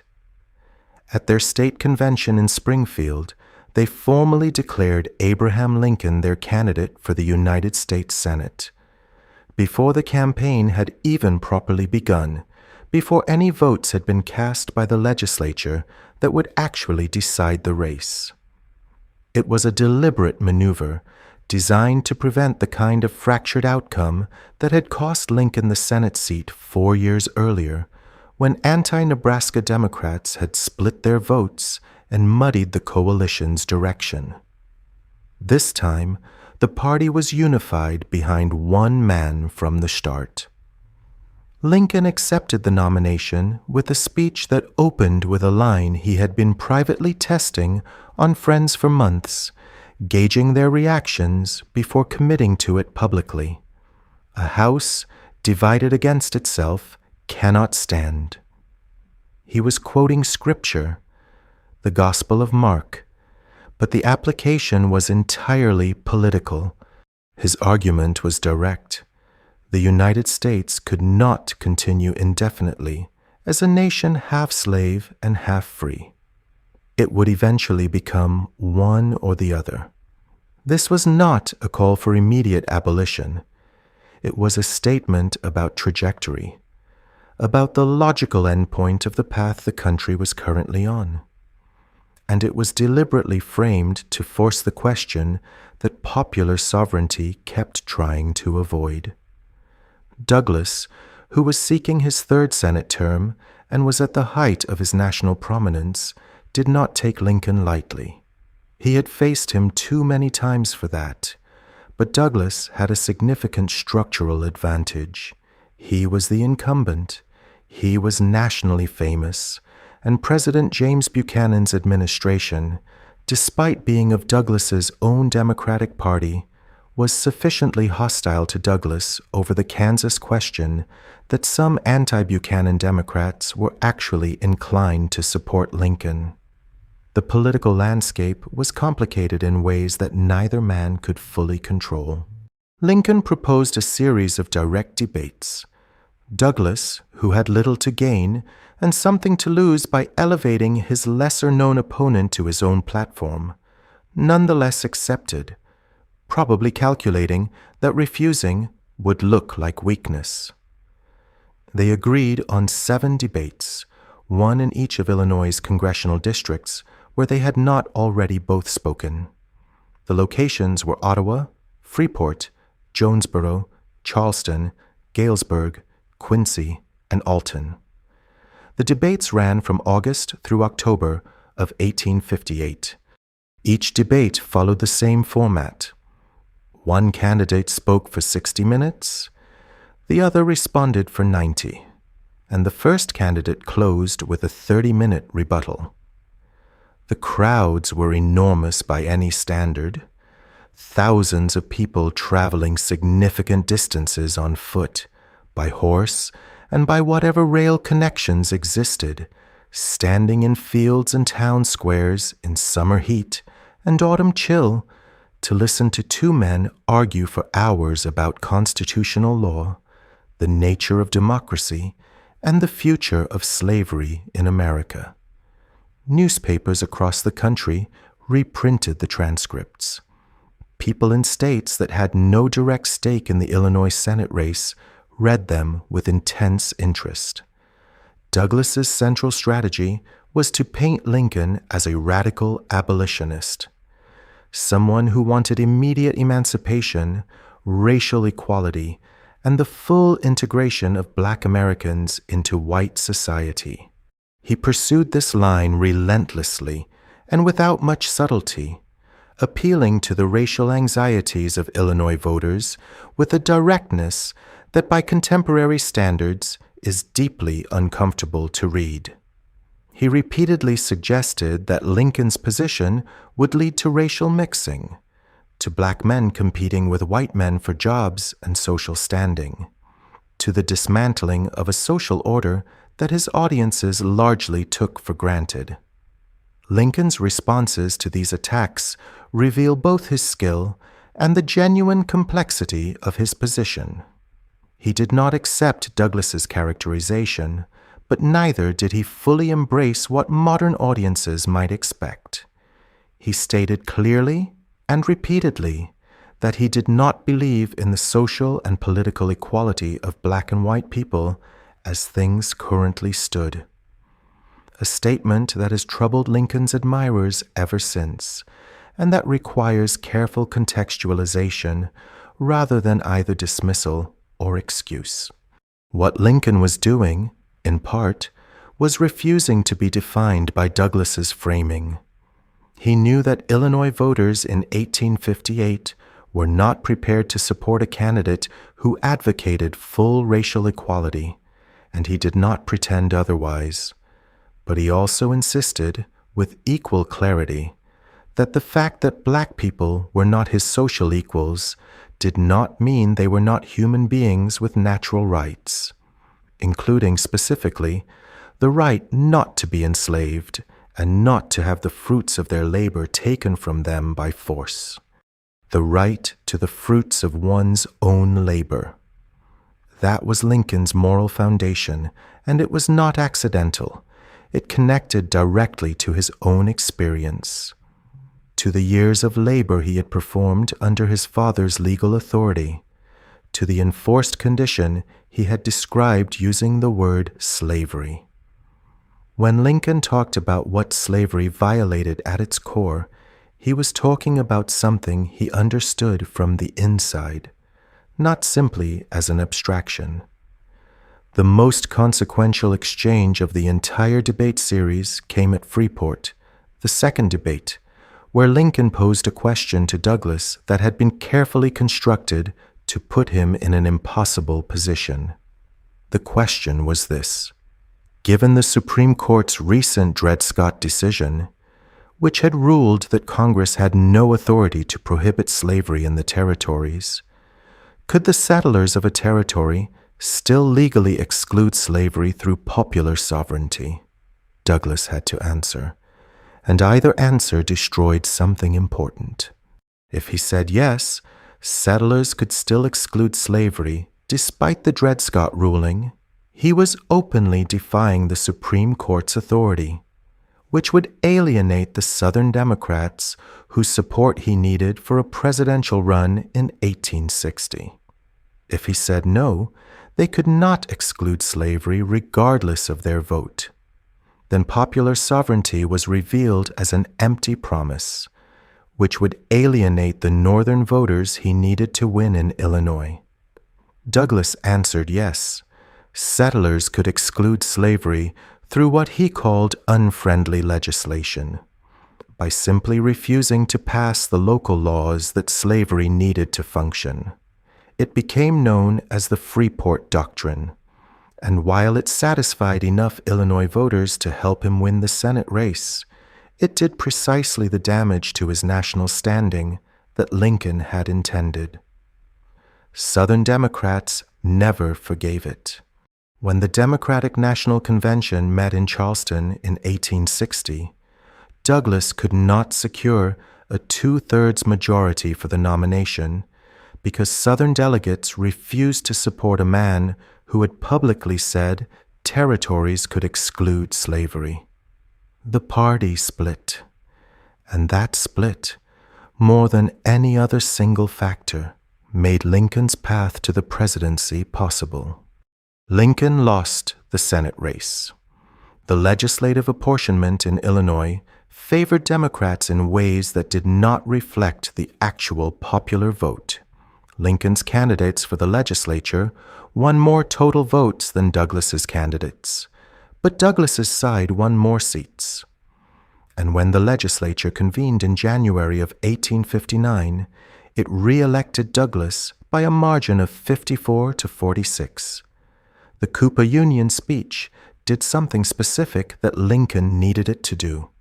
It proved he could hold a room full of New York Republicans, educated, sophisticated, skeptical people who had come to evaluate him and were entirely prepared to leave unimpressed.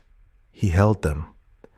The speech was not the barnstorming frontier oratory that Eastern audiences might have expected from an Illinois lawyer. It was careful, researched, and methodical, a detailed examination of what the nation's founders had actually believed and done regarding slavery in the territories, constructed to demolish the central claim that the Republican position was somehow radical or historically unprecedented. He had spent weeks preparing it. That preparation showed, and the audience recognized it. But one successful New York speech does not make a presidential nomination. What happened between February of 1860 and the Republican National Convention in Chicago in May of that year is a story about organization, strategy, and the particular kind of political intelligence that Lincoln had been developing for 3 decades without most people noticing. His campaign was managed primarily by a judge named David Davis, a large, energetic, and thoroughly unsentimental man who had known Lincoln on the Eighth Circuit for years and who understood both his strengths and the specific challenges of the nomination landscape. The landscape was genuinely complicated. Lincoln was not the front-runner. That position belonged to William Seward of New York, the most prominent Republican in the country, a man of national reputation and significant organizational support who had been building toward this moment for years. Behind Seward were Salmon Chase of Ohio, Edward Bates of Missouri, and Simon Cameron of Pennsylvania, each with his own regional base and his own set of supporters. Lincoln's path to the nomination ran directly through the vulnerabilities of all of them. Seward was too closely associated, in the minds of many Republican moderates, with the more radical wing of the anti-slavery movement. He had given speeches, including one referring to an irrepressible conflict between freedom and slavery. That made him a genuinely alarming figure to voters in the critical states of the lower North: Indiana, Illinois, Ohio, Pennsylvania. These were states the Republicans absolutely had to win in November to take the presidency, and party leaders in those states were worried that Seward at the top of the ticket would cost them. Chase had similar problems. Bates had his own regional limitations. Cameron was useful primarily as a Pennsylvania power broker, rather than as a serious national candidate. Lincoln was positioned carefully as the alternative for exactly these voters. He was anti-slavery, but not radical, experienced but not associated with Washington's increasingly toxic atmosphere, funny and accessible, but also demonstrably capable of serious argument. His team worked the convention in Chicago with a precision that belied the image of Lincoln as a passive bystander to his own political fate. Davis and his associates negotiated with state delegations aggressively, making promises about cabinet positions and patronage appointments that Lincoln had explicitly told them not to make, and that Davis made anyway, on the calculation that winning the nomination mattered more than keeping Lincoln's hands clean in the short term. Lincoln won the nomination on the third ballot. When the result was announced in Chicago, the noise from the convention hall was reportedly heard for blocks in every direction. In Springfield, Lincoln received the news at the telegraph office and walked home to tell Mary. He found her in the garden and said simply that there was a little woman who deserved to know that he had been nominated for the presidency. The general election campaign that followed was, by the standards of the time, largely passive on Lincoln's part. Presidential candidates in 1860 did not stump for themselves. It was considered undignified, inconsistent with the idea that the office should seek the man rather than the man seek the office. Lincoln stayed in Springfield, received visitors, wrote letters, and allowed his surrogates and the Republican Party organization to do the active campaigning. What he could not control was the dramatic fracturing of his opposition. The Democratic Party had split at its Charleston convention in April, exactly as the Freeport Doctrine's aftermath had suggested it might. Northern Democrats nominated Douglas on a popular sovereignty platform. Southern Democrats, refusing to accept Douglas, held their own convention and nominated John C. Breckinridge of Kentucky on an explicitly pro-slavery platform. A fourth candidate, John Bell of Tennessee, ran on the Constitutional Union ticket, appealing to border state voters who wanted to pretend the crisis could be resolved by simply not discussing it. 4 candidates, a fractured opposition, and a Republican Party that had learned from its 1856 loss exactly which states it needed and how to win them. Lincoln carried every northern state except New Jersey, which he split with Douglas. He won the Electoral College decisively, with 180 electoral votes. He did not receive a single electoral vote from any southern state. In fact, in 10 southern states, his name did not even appear on the ballot.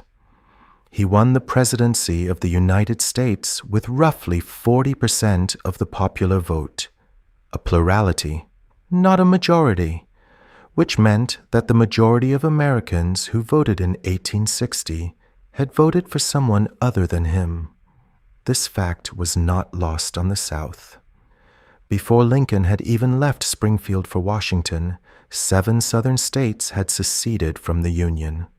South Carolina went first in December of 1860, within weeks of the election result. Mississippi, Florida, Alabama, Georgia, Louisiana, and Texas followed in rapid succession through January and February of 1861. They formed the Confederate States of America, elected Jefferson Davis as their president, and began organizing a government and a military with a speed that suggested the secession had been planned well in advance of the election result that supposedly triggered it. Lincoln watched this from Springfield and said very little publicly. His silence was deliberate and widely misread. Critics on both sides interpreted it as weakness or indifference. In reality, he was making a specific calculation. Anything he said before taking office could be used to constrain him after taking office, and the situation he was inheriting was fluid enough that he did not want to close options prematurely. He worked instead on building his cabinet, selecting with considerable care a group of men that included several of his rivals for the Republican nomination: Seward at State, Chase at Treasury, Bates as Attorney General. It was a deliberate choice to bring the party's major factions into the government rather than reward only his own allies, and it created a cabinet full of men who believed, at least initially, that they were more capable than the president they served. He left Springfield for Washington on the 11th of February, 1861, his 52nd birthday. His farewell address to the people of Springfield, delivered from the back of a train, was brief and uncharacteristically personal. He said he did not know when or whether he would return, that he faced a task greater than Washington had faced, and that without the assistance of that divine being who ever attended Washington, he could not succeed, but that with that assistance he could not fail. The journey to Washington took nearly 2 weeks, with planned stops in multiple cities along the route: in Indianapolis, in Columbus, in Pittsburgh, in New York, in Philadelphia, in Trenton. Crowds gathered at every stop, and Lincoln spoke at each one, calibrating his remarks carefully to avoid saying anything that would complicate the impossible situation waiting for him at the end of the journey. He had been president for less than 48 hours when the first crisis landed on his desk. A dispatch from Major Robert Anderson, commanding the small Union garrison at Fort Sumter in Charleston Harbor, informed the new administration that the fort was running critically low on supplies. Without resupply within a matter of weeks, Anderson would be forced to evacuate. The Confederacy, which considered the fort an unwanted federal presence on what it now regarded as sovereign Confederate soil, had made clear that any attempt to resupply it would be treated as an act of aggression. Lincoln had inherited this situation, not created it. The Buchanan administration had spent its final months paralyzed by the secession crisis, doing essentially nothing of consequence, while the Confederacy organized itself, seized federal properties across the South, and established a functioning government. Buchanan had neither reinforced the Southern forts when reinforcement might have been possible, nor formally recognized secession as legitimate. He had simply waited, apparently hoping the problem would resolve itself before it became someone else's problem. It had not resolved itself. It had become Lincoln's problem on day 2. The Fort Sumter decision was not, as it is sometimes presented, simply a choice between war and peace. It was more precisely a choice between 3 options, each with serious consequences. The first option was to abandon the fort, evacuate Anderson's garrison, withdraw the federal presence from Charleston Harbor, and signal to the Confederacy and to the watching world that the new administration accepted the secession as a practical reality it could not or would not contest. This option had support within Lincoln's own cabinet, including from Seward, who had developed a theory that the secession crisis could be resolved through patient diplomacy, and that provoking a military confrontation over a single fort was not worth the cost. Lincoln listened to Seward's argument carefully and rejected it. Abandoning Sumter, he concluded, would not buy peace. It would buy the Confederacy time and legitimacy, while demonstrating that federal authority was hollow. The second option was to resupply the fort with a military convoy, warships and soldiers, an unmistakably martial force that would fight its way in if necessary. This option was advocated by those who believed the Confederacy needed to be confronted directly and immediately. Lincoln rejected this option, too, for a different reason. The border states, Maryland, Kentucky, Missouri, Virginia, had not yet seceded, and their decision about which side to join would significantly determine whether the Union could survive a prolonged conflict. A military assault on Charleston Harbor, initiated by the North, would make it considerably harder to keep those states in the Union. The third option was the one Lincoln chose. He would send supply ships carrying food and provisions only. No weapons, no reinforcements, no military escalation beyond the maintenance of an existing garrison. And he would inform the governor of South Carolina in advance exactly what he was sending and why.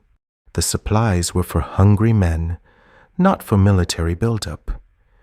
If the Confederacy chose to fire on unarmed supply ships delivering food to a federal garrison, the responsibility for starting a war would rest entirely and visibly on Confederate shoulders.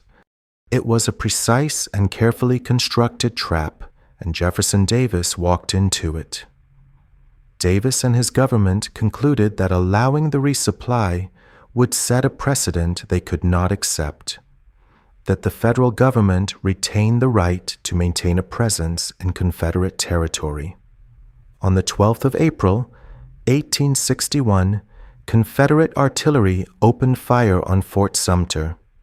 The bombardment lasted 34 hours. Anderson, his position untenable and his ammunition depleted, surrendered on the 14th. No one was killed in the bombardment itself, though 2 Union soldiers died in an accidental explosion during the evacuation. The effect in the North was electric.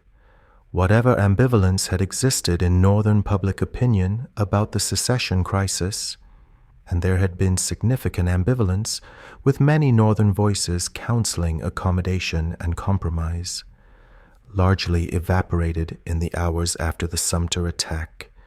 The Confederacy had fired first on federal property against the American flag. Lincoln issued a call for 75,000 volunteer soldiers to suppress the rebellion. The response exceeded expectations. Men across the northern states lined up to enlist with an enthusiasm that reflected the genuine surge of nationalist feeling the attack had produced. It also produced consequences Lincoln had anticipated but could not prevent. Virginia, which had been wavering, voted to secede within days of Lincoln's call for troops. The call itself being the deciding factor for Virginians who had not been prepared to join the Confederacy but were equally unprepared to support military action against southern states. Arkansas, Tennessee, and North Carolina followed. The Confederacy, which had begun with 7 states, now had 11, and Virginia's secession meant that Richmond, barely 100 miles from Washington, became the Confederate capital, placing the 2 governments in uncomfortably close proximity for the entirety of the war that followed. The early months of the war went badly. Lincoln had called for volunteers to serve for 90 days, reflecting a widespread assumption on the Union side that the rebellion would be suppressed relatively quickly once the federal government demonstrated a serious military response. That assumption collapsed at the First Battle of Bull Run in July of 1861, when a Union army advancing toward Richmond was routed by Confederate forces and fled back toward Washington in a chaotic retreat that sent civilian spectators, who had driven out from the capital in carriages, to watch what they expected to be a Union victory. Scrambling alongside the soldiers, it was a humiliation, and it was a clarification. This was not going to be a 90-day war. Lincoln responded by bringing in George McClellan to reorganize and rebuild the Army of the Potomac.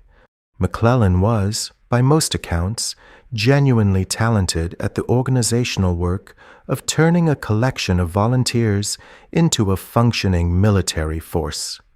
He was inspiring to his men, meticulous in his preparations, and thoroughly convinced of his own exceptional military genius. He was also, as Lincoln would discover over the following year, with mounting frustration, almost completely unwilling to actually use the army he had built. McClellan's caution was not simple cowardice. He had a theory of the war, that the Union Army was perpetually outnumbered, perpetually unprepared, perpetually one engagement away from catastrophic defeat, that led him consistently to overestimate Confederate strength and underestimate his own. He requested more men, more supplies, more time before every proposed advance. He submitted intelligence reports claiming Confederate forces twice their actual size.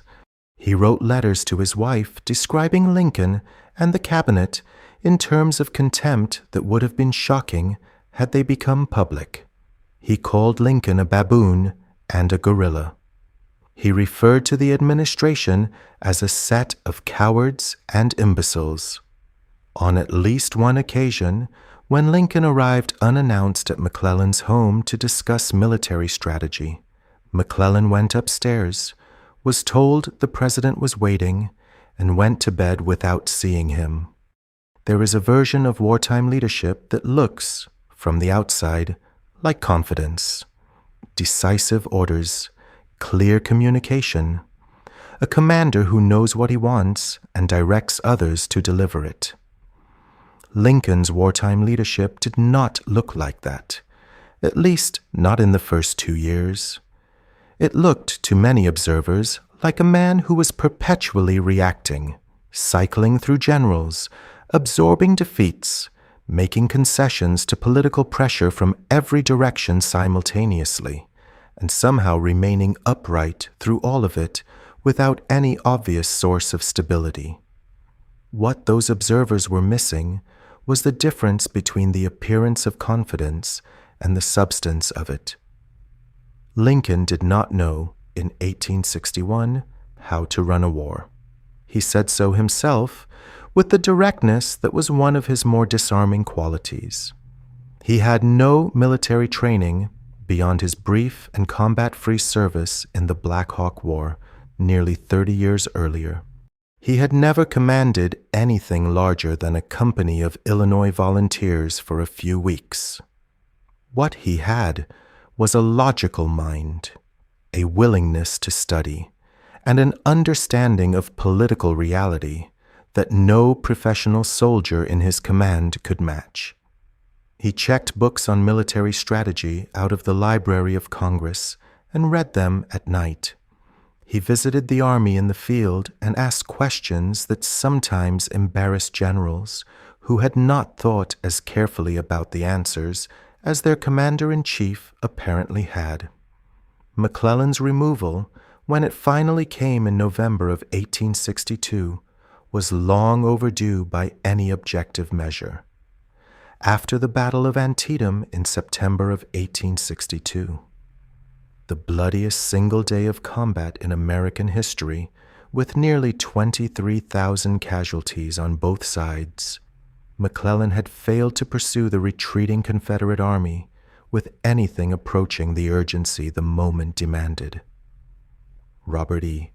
Lee's Army of Northern Virginia, battered and exhausted, crossed the Potomac back into Virginia, largely unmolested, while McClellan cited supply shortages, troop fatigue, and the need for further preparation. Lincoln visited the army personally, looked at the situation, and concluded that McClellan's excuses were exactly that. He sent increasingly direct orders demanding movement. McClellan did not move.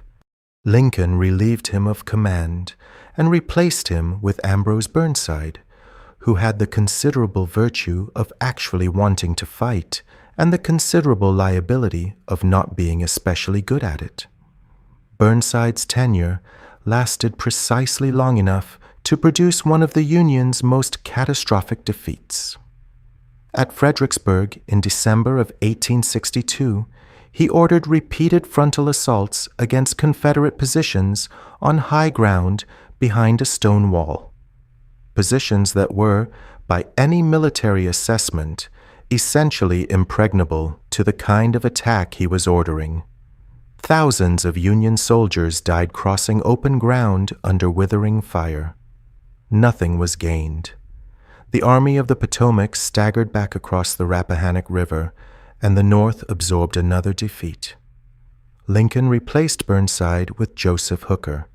Hooker replaced himself, in a sense, at Chancellorsville in May of 1863, a battle he managed with such spectacular misjudgment that he contrived to lose despite commanding a significantly larger force against a Confederate army that by any logical measure should not have been able to defeat him.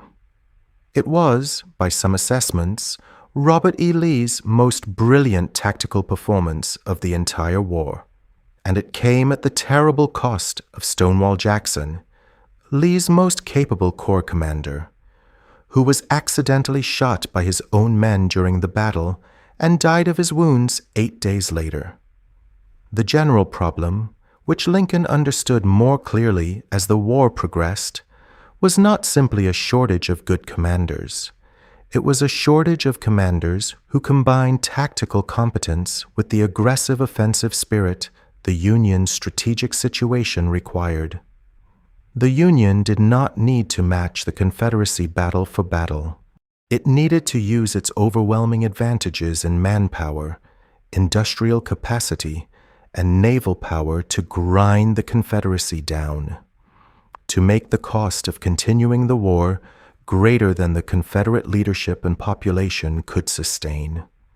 That required attacking consistently and simultaneously on multiple fronts. It required generals who would press forward when they had the advantage, rather than pausing to consolidate and resupply. Most of Lincoln's generals paused to consolidate and resupply. The exception, in the Western theater, was Ulysses Grant. Grant had been winning. Fort Donelson in February of 1862, Shiloh in April, a bloody 2-day battle that produced enormous casualties on both sides but ended in a Union victory. Vicksburg, the fortress city on the Mississippi River, which Grant besieged through the spring of 1863 with a relentlessness that eventually forced its surrender on the 4th of July, splitting the Confederacy along the Mississippi and effectively cutting off Texas, Louisiana, and Arkansas from the eastern Confederate states. When critics complained to Lincoln about Grant's drinking, a persistent rumor that has never been definitively resolved by the historical record, Lincoln reportedly said he wished he knew what brand Grant drank so he could send a barrel to his other generals. Whether Lincoln actually said that is uncertain. What is certain is that he protected Grant from his critics and increasingly looked westward for the kind of aggressive command that the Eastern Theater was not producing. The political pressure during this period was, if anything, more complex than the military situation. Lincoln was being attacked from multiple directions simultaneously, and the attacks were not always coherent with each other.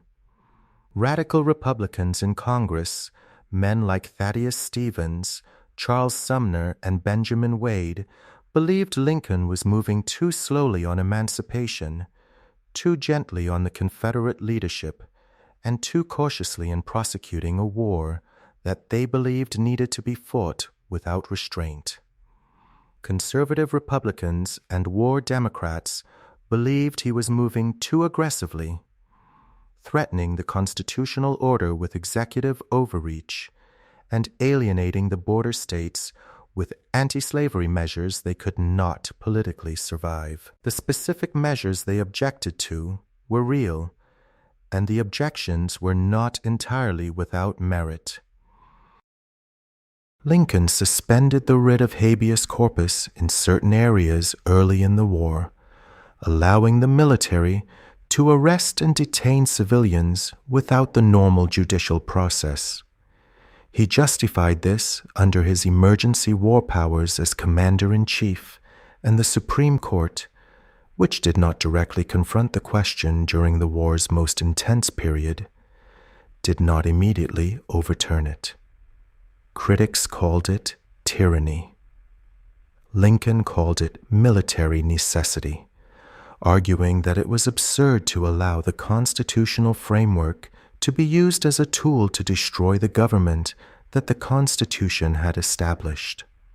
The argument was legally serious, but the practice produced genuine abuses. People detained without charge, held without trial, for reasons that were sometimes political rather than genuinely military. He shut down certain newspapers that he considered actively obstructive to the war effort.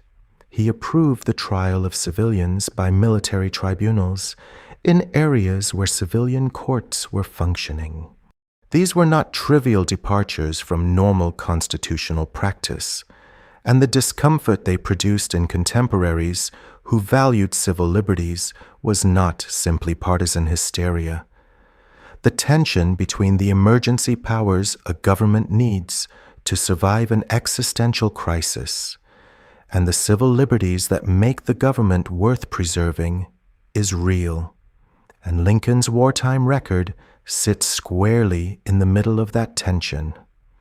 Neither the simple heroism his admirers have sometimes claimed, nor the constitutional vandalism his critics have sometimes alleged. By the summer of 1862, Lincoln had arrived at a conclusion he had been approaching for months. Slavery had to go.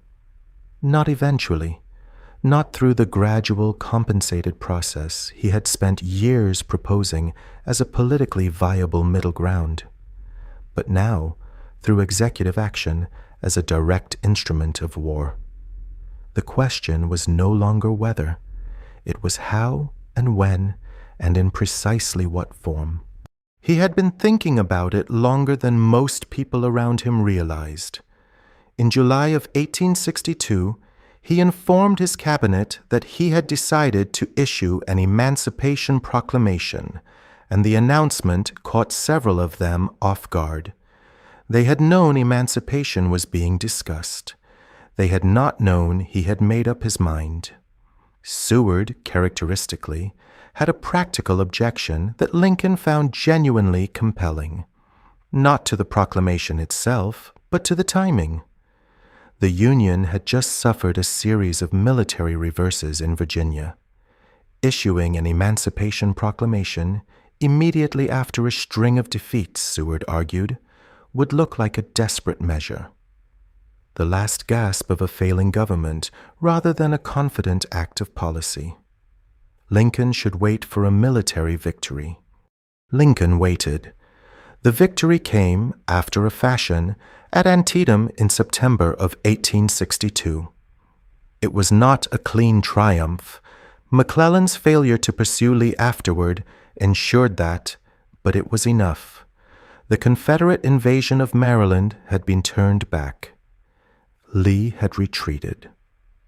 On the 22nd of September, Lincoln issued the preliminary Emancipation Proclamation, giving Confederate states 100 days to return to the Union. If they did not, their enslaved people would be declared free. They did not return. On the 1st of January, 1863, the final proclamation took effect. Now here is where the historical record requires careful honesty, because the proclamation is one of the most misunderstood documents in American history. It did not free all enslaved people in the United States. It freed enslaved people only in states that were currently in rebellion against the federal government, meaning the Confederate States. It explicitly exempted the border states that had remained in the Union, and it exempted certain Confederate areas already under Union military control, including parts of Louisiana and Virginia. The practical, immediate effect of the proclamation on the day it was signed was therefore limited, because the Confederate states, which were the only ones affected by it, were not under Union authority and had no intention of complying. Lincoln knew this. He said so. The proclamation was legally grounded in his authority as Commander-in-Chief to take measures that weakened the enemy's war-making capacity. And since enslaved labor was directly sustaining the Confederate war effort, emancipation was defensible as a military measure in a way that a purely moral declaration might not have been.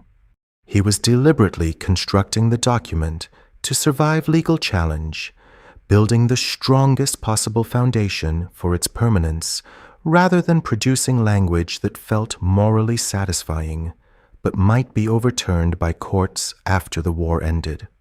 Frederick Douglass, the most prominent black abolitionist in the country, was initially critical of the proclamation's limitations. He found its language cold and its moral framing inadequate. Absent, he said, was any expression of genuine shame about slavery's long existence, or genuine celebration of the human beings whose freedom was being proclaimed. His criticism was accurate as a literary judgment. As a political judgment, it was more complicated, because Lincoln's deliberate exclusion of moral language was itself a strategic choice. He was trying to maximize the number of people who would accept the proclamation, rather than maximizing the eloquence with which freedom was declared. What the proclamation did do was significant. Even if its immediate practical effect was limited, it transformed the war's official character.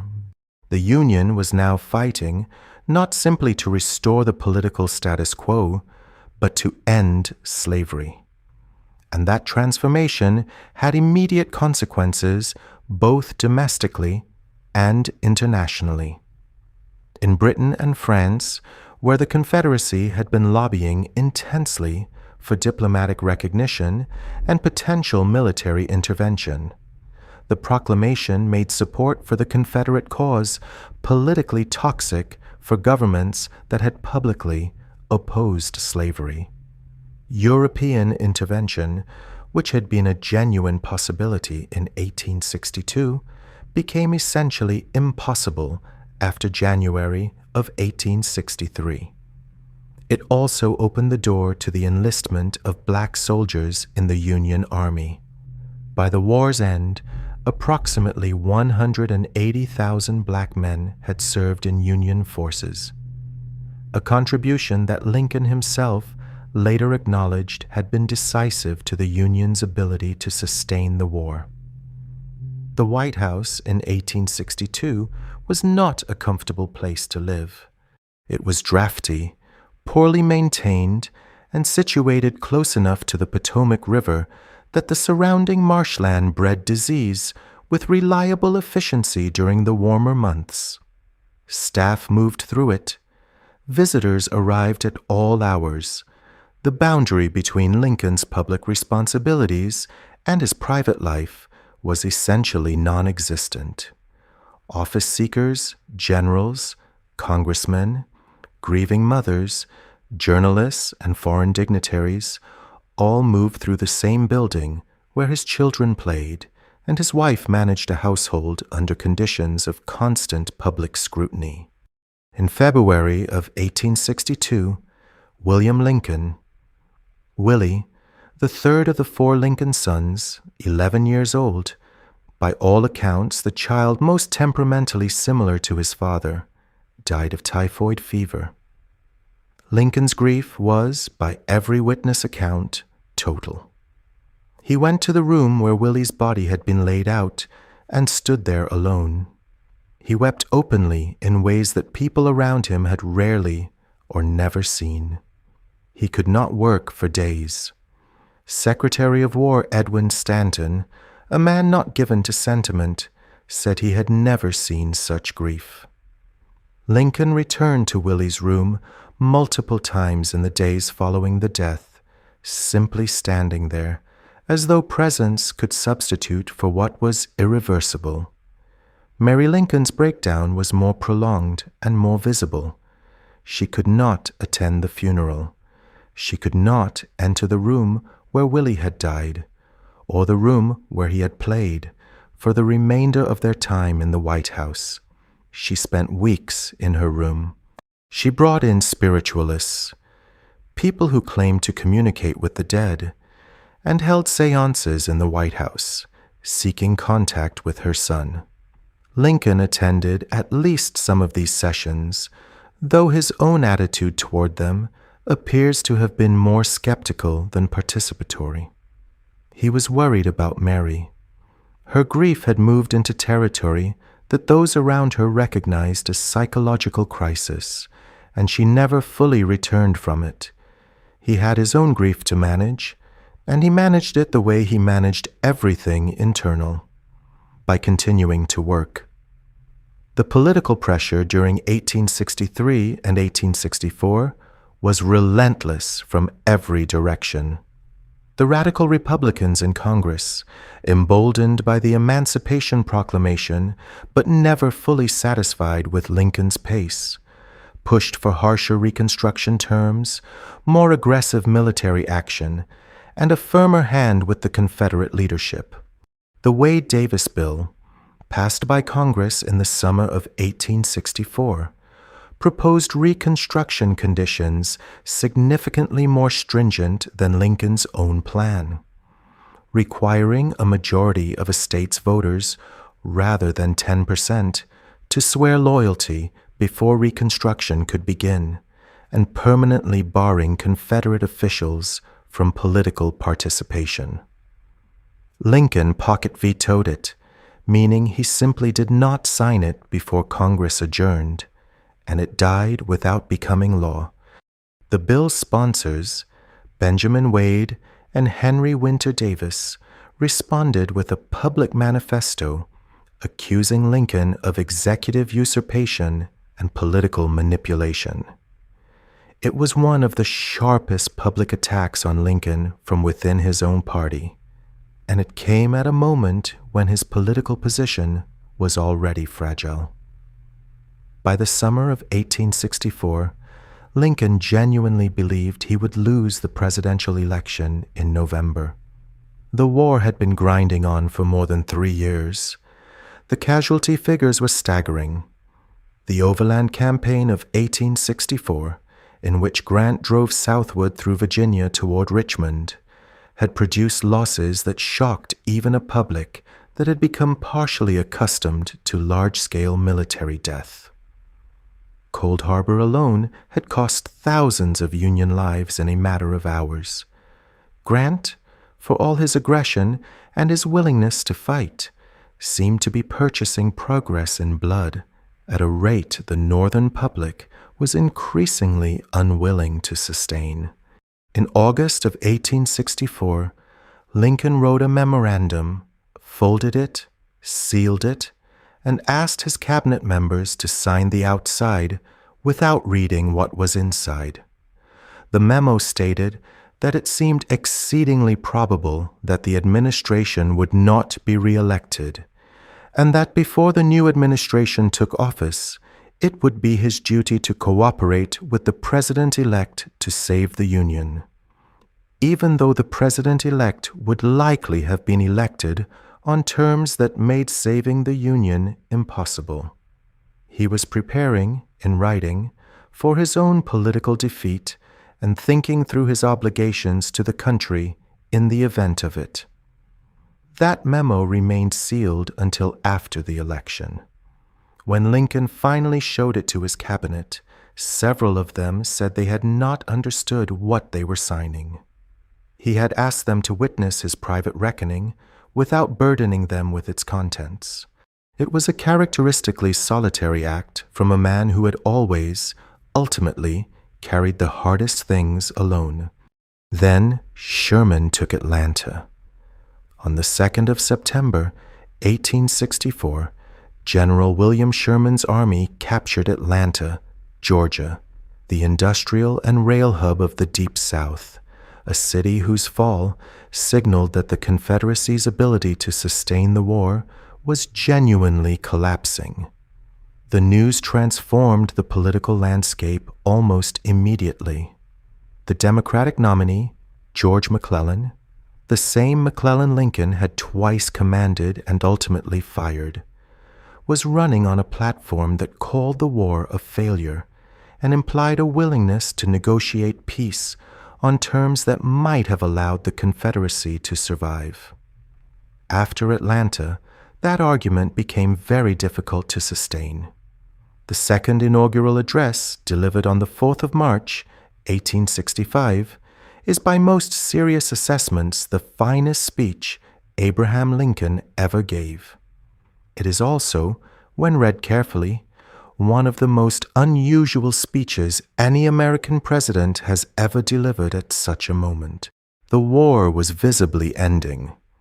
Grant had Lee pinned at Petersburg. Sherman had cut through Georgia and was moving through the Carolinas. The Confederacy was not defeated yet, but the direction was unmistakable. A different president at this moment might have delivered a triumphant address, celebrating the Union's perseverance, condemning the rebellion, promising justice to those who had caused the war. Lincoln did almost none of that. He spent a significant portion of the address examining the war's causes with a directness that implicated the entire nation rather than simply the Confederacy. He pointed out that both sides had prayed to the same God and read the same Bible, and that neither side's prayers had been fully answered in the way each had expected. He described slavery as an offense that God might have willed to remove through the suffering of the war. A theological argument that did not excuse the slaveholders, but spread the moral weight of what had happened more broadly than simple condemnation of the South would have done. He was telling the North, at its moment of apparent victory, that it was not simply the righteous party in a morally clear conflict.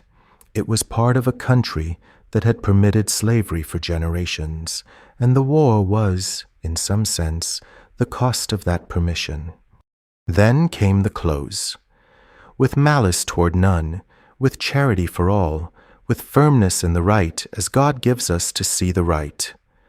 Let us strive on to finish the work we are in, to bind up the nation's wounds. No punishment, no vengeance, no prolonged humiliation of the defeated South. This was not naivety. Lincoln understood perfectly well the scale of what the Confederacy had done. The lives lost, the constitutional order attacked, the human suffering perpetuated and expanded in defense of slavery. He was not pretending those things had not happened. He was making a specific political and moral calculation, that a peace built on vengeance would not hold, that the country's long-term stability required reintegrating the southern states rather than occupying and punishing them indefinitely, and that the people of the South, not its leadership class, but its ordinary people, were going to be American citizens again, whether the North wanted that or not, and treating them as permanent enemies was not a sustainable policy. The radical Republicans in Congress disagreed, and the disagreement was substantive rather than simply political. Men like Thaddeus Stevens believed that the plantation economy had to be dismantled root and branch, that without genuine land redistribution and a fundamental restructuring of Southern society, the formerly enslaved population would be left legally free but practically powerless, at the mercy of the same people who had enslaved them. Stevens was not wrong about the risk. The history of Reconstruction after Lincoln's death would demonstrate exactly the outcome he feared. Lincoln's own Reconstruction plan, the 10% plan, under which a Southern state could begin the process of rejoining the Union once 10% of its 1860 voters swore loyalty and accepted emancipation, was criticized by radicals as far too lenient. Lincoln's response was characteristically pragmatic. He wanted Southern states functioning as loyal members of the Union as quickly as possible, and he believed that demanding more as a precondition would simply extend the period of military occupation without producing better long-term outcomes. Whether Lincoln's Reconstruction approach would have worked or would have been modified as the realities of Southern resistance became clearer is one of the genuine unanswerable questions of American history. What is clear is that by early April of 1865, Lincoln was moving toward a more flexible position than his earlier statements might have suggested.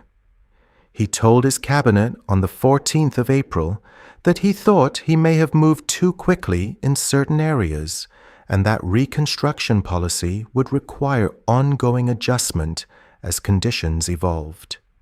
He was also moving, publicly and deliberately, toward a more explicit embrace of black political rights than anything he had previously committed to on record.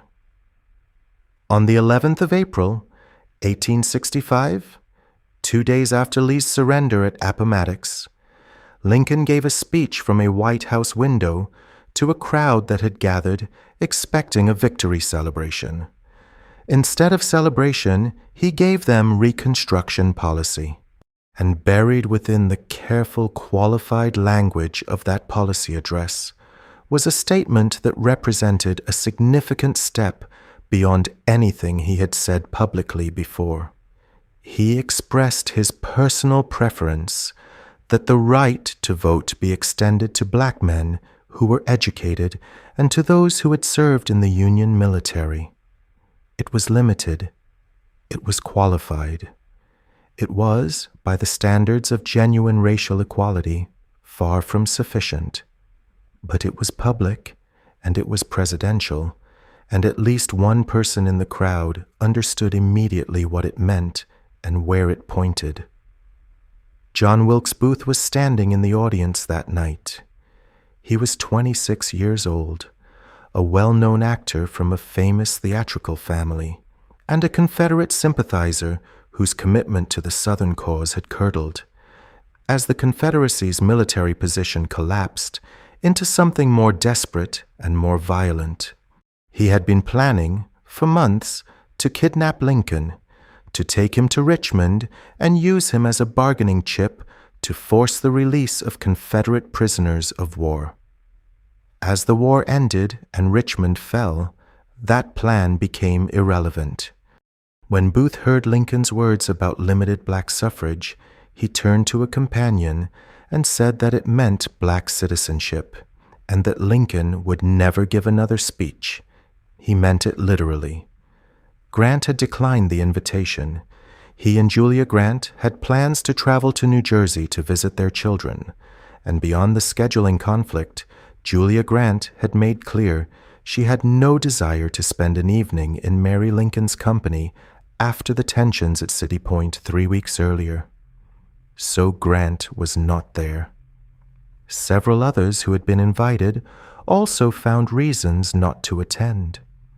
Lincoln himself had considered skipping the performance.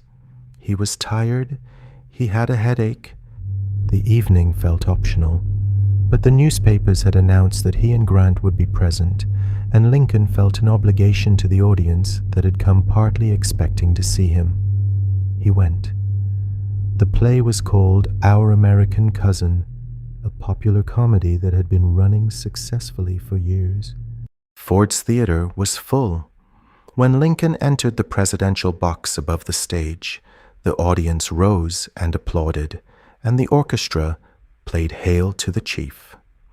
Lincoln acknowledged the crowd and sat down. The play resumed. His security that evening was, by any reasonable standard, inadequate. The man nominally responsible for protecting him was John Parker, a Metropolitan Police officer whose record included multiple disciplinary complaints, and who had, by the accounts that survive, either left his post outside the presidential box to find a better view of the stage or gone to a tavern next door at some point during the performance. Ward Hill Lemon, who had served as Lincoln's devoted personal bodyguard and who took the threat of assassination more seriously than almost anyone around the president, was in Richmond that night on a presidential errand. Lincoln had, on multiple occasions, expressed a kind of philosophical resignation about the possibility of assassination, telling people that if someone wanted to kill him badly enough, no amount of security would prevent it, and that he refused to live in a manner that amounted to imprisonment. He had received so many death threats over 4 years that he kept them in a file. He had read them. He had assessed them, sorted them, and largely concluded that the people most likely to act on such intentions were not the people most likely to announce them in writing. John Wilkes Booth had not written a letter. Booth arrived at the theater that evening with a specific and simple plan. He knew the building well. He had performed there numerous times and moved through it with the familiarity of someone who had no need to appear inconspicuous. He knew the layout of the presidential box.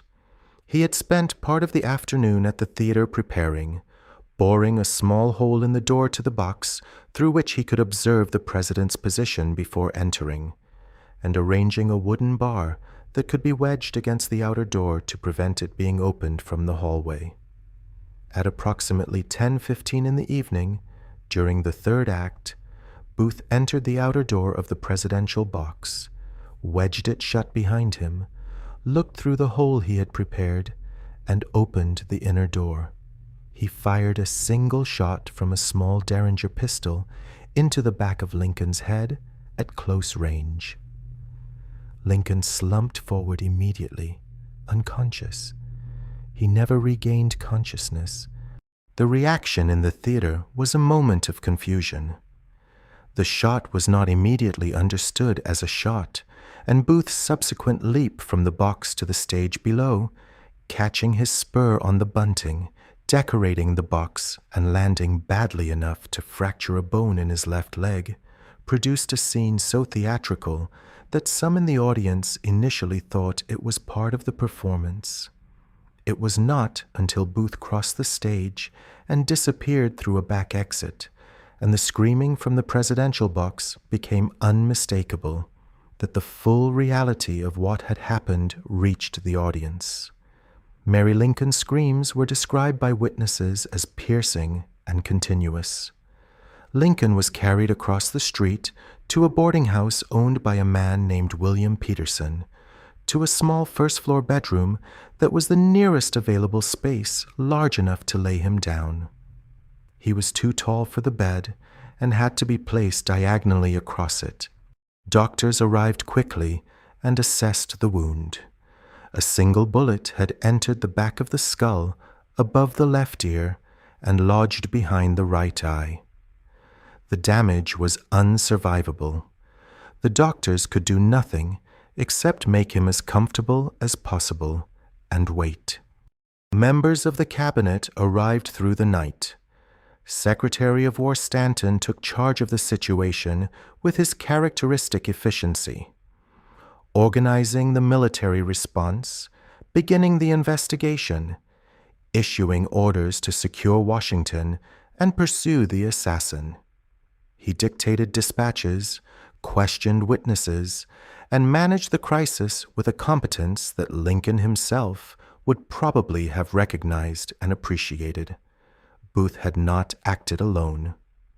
The same night, at nearly the same hour, an accomplice named Lewis Powell forced his way into Secretary of State Seward's home and attacked Seward with a knife, stabbing him repeatedly in the face and neck. Seward survived, saved partly by a metal jaw splint he was wearing from an earlier carriage accident. A third conspirator, George Atzerodt, had been assigned to kill Vice President Andrew Johnson, but lost his nerve entirely and spent the evening drinking in a hotel bar instead. Lincoln died at 22 minutes past 7 on the morning of April 15th, 1865. He was 56 years old. He had been president for 4 years, 1 month, and 11 days. Stanton, standing in the small room as Lincoln's breathing finally stopped, reportedly said, "Now he belongs to the ages." It is one of the most quoted statements in American history, and it was true in a way Stanton perhaps did not fully intend. Lincoln did belong to the ages, but the ages, as it turned out, would argue about him continuously, reinterpret him, claim him, dispute him, and use his image for purposes ranging from the genuinely noble to the transparently cynical. The marble figure was already being constructed before the body was cold. The deification began almost immediately. Within hours of Lincoln's death, the process of transforming a complicated, contradictory, deeply human political figure into a timeless national saint was already underway. Sermons preached across the North on the Sunday following the assassination, which happened to fall on Easter weekend, drew explicit parallels between Lincoln and Christ. He had died, ministers told their congregations, so that the nation might live.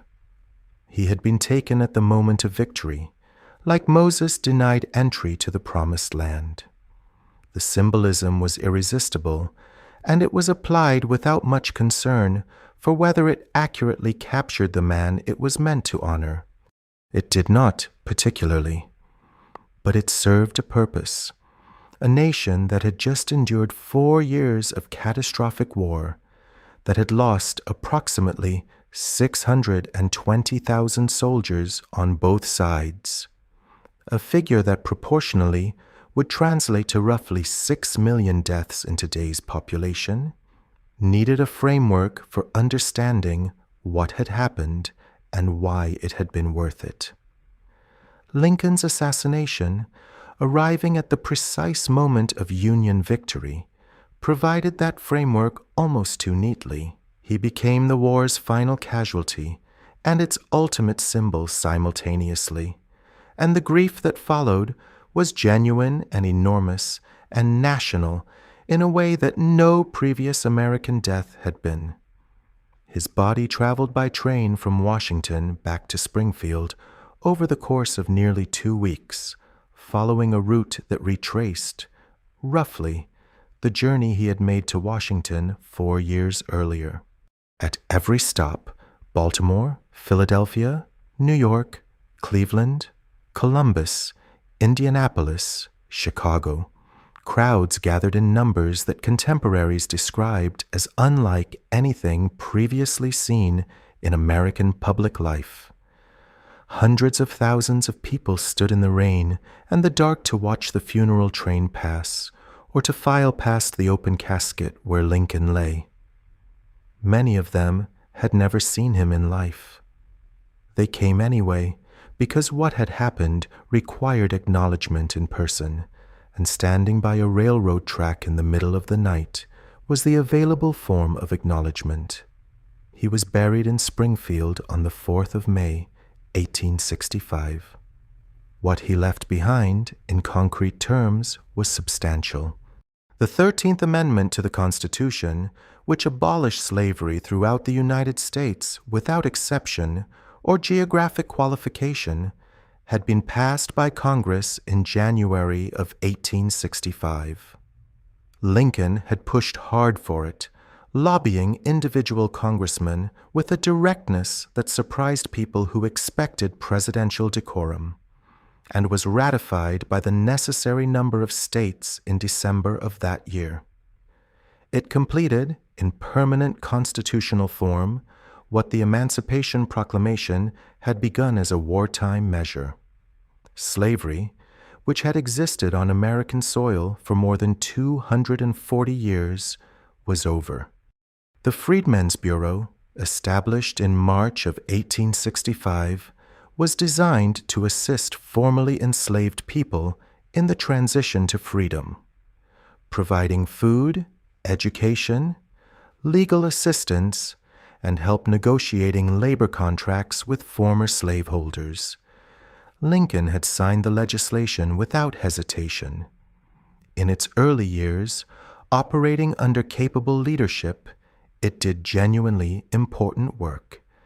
It established schools, mediated disputes, and provided a degree of practical support that the formerly enslaved population desperately needed in the immediate aftermath of emancipation. The federal government Lincoln left behind was significantly larger and more powerful than the one he had inherited.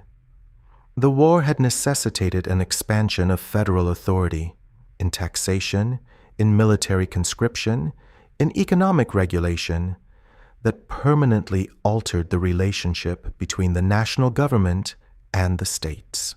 The income tax, first introduced during the war, established the principle of direct federal taxation that would eventually become a permanent feature of American life.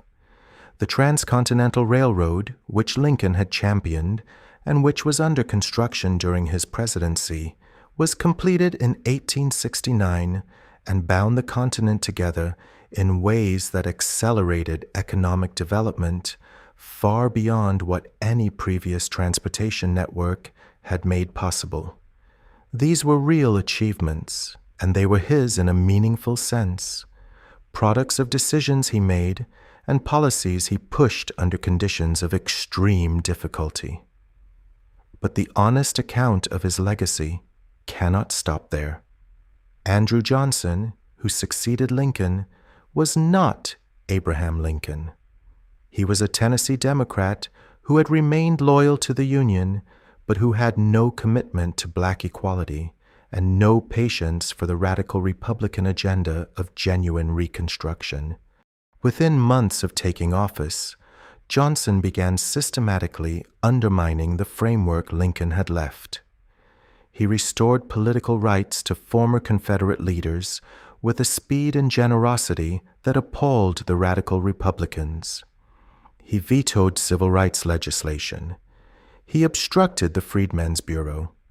He presided over the establishment, across the former Confederate states, of what became known as the Black Codes, laws that severely restricted the rights and movement of formerly enslaved people in ways designed to recreate, as closely as possible within the new legal reality, the practical conditions of slavery without the name. The radical Republicans fought back. They passed the 14th Amendment, granting citizenship and equal protection under the law to all persons born on American soil. They passed the 15th Amendment, prohibiting the denial of voting rights on the basis of race. They imposed military Reconstruction on the South, requiring states to ratify these amendments and establish new state governments before being readmitted to the Union. For a period, roughly from 1867 through the mid-1870s, black men voted in Southern states, held public office, served in state legislatures, and in some cases were elected to Congress. Then Reconstruction ended. The Compromise of 1877, which resolved the disputed presidential election of 1876, effectively withdrew federal troops from the South and left the formerly enslaved population without military protection. What followed? The systematic disenfranchisement of black voters through violence, intimidation, poll taxes, literacy tests, and legal manipulation dismantled within a generation most of what Reconstruction had built. By the 1890s, black political participation across the former Confederate states had been reduced almost to nothing. Jim Crow, the system of racial segregation and subordination that would govern Southern life for the next 7 decades, was firmly in place. This is not Lincoln's fault in any direct sense. He was dead. He could not control what Johnson did or what the country chose to do after the troops came home. But the legacy question requires honesty about the fact that the country did not follow through on the implications of what Lincoln had started. The constitutional amendments he helped bring into being were real. The failure to enforce and protect them was equally real. The question of Lincoln's own views on race is one that historians continue to examine with appropriate care. His statements across his lifetime are not consistent, and consistency was probably impossible given the speed at which his thinking evolved and the political constraints within which he operated.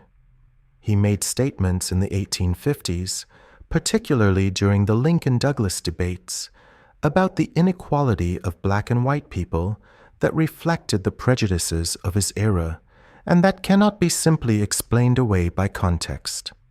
He also, by the end of his life, had moved to a position of public support for limited black suffrage, was meeting with Frederick Douglass and other black leaders with a respect and directness that those leaders noted and valued, and was pushing for a constitutional amendment that would make the legal equality of all Americans permanent. Whether he would have continued moving in that direction, and how far, is genuinely unknown. Frederick Douglass himself, reflecting years after Lincoln's death, offered what remains perhaps the most balanced assessment available. He said that Lincoln was not, in the first instance, the black man's president. He was the white man's president, shaped by the prejudices and political realities of his time. But he also said that measured by the condition of his country and what was actually possible within it, Lincoln was the most radical president the country had yet produced on the question of slavery and racial equality. Both of those things were true simultaneously, and holding both of them is more honest than collapsing the complexity in either direction. What endures, beyond the policy record and the historical debates, is something harder to quantify. Lincoln demonstrated, across a life of genuine difficulty and repeated failure, that the distance between where a person starts and where they end up is not fixed. He came from nothing, from a dirt floor cabin in Kentucky, from a father who could barely sign his name, from a childhood marked by loss and labor, and the specific kind of poverty that tends to produce more poverty. He educated himself. He failed repeatedly and returned to the attempt. He carried a darkness inside him that never fully lifted and found ways to function within it rather than being consumed by it. He made decisions of enormous consequence under conditions of radical uncertainty and accepted responsibility for the results without flinching.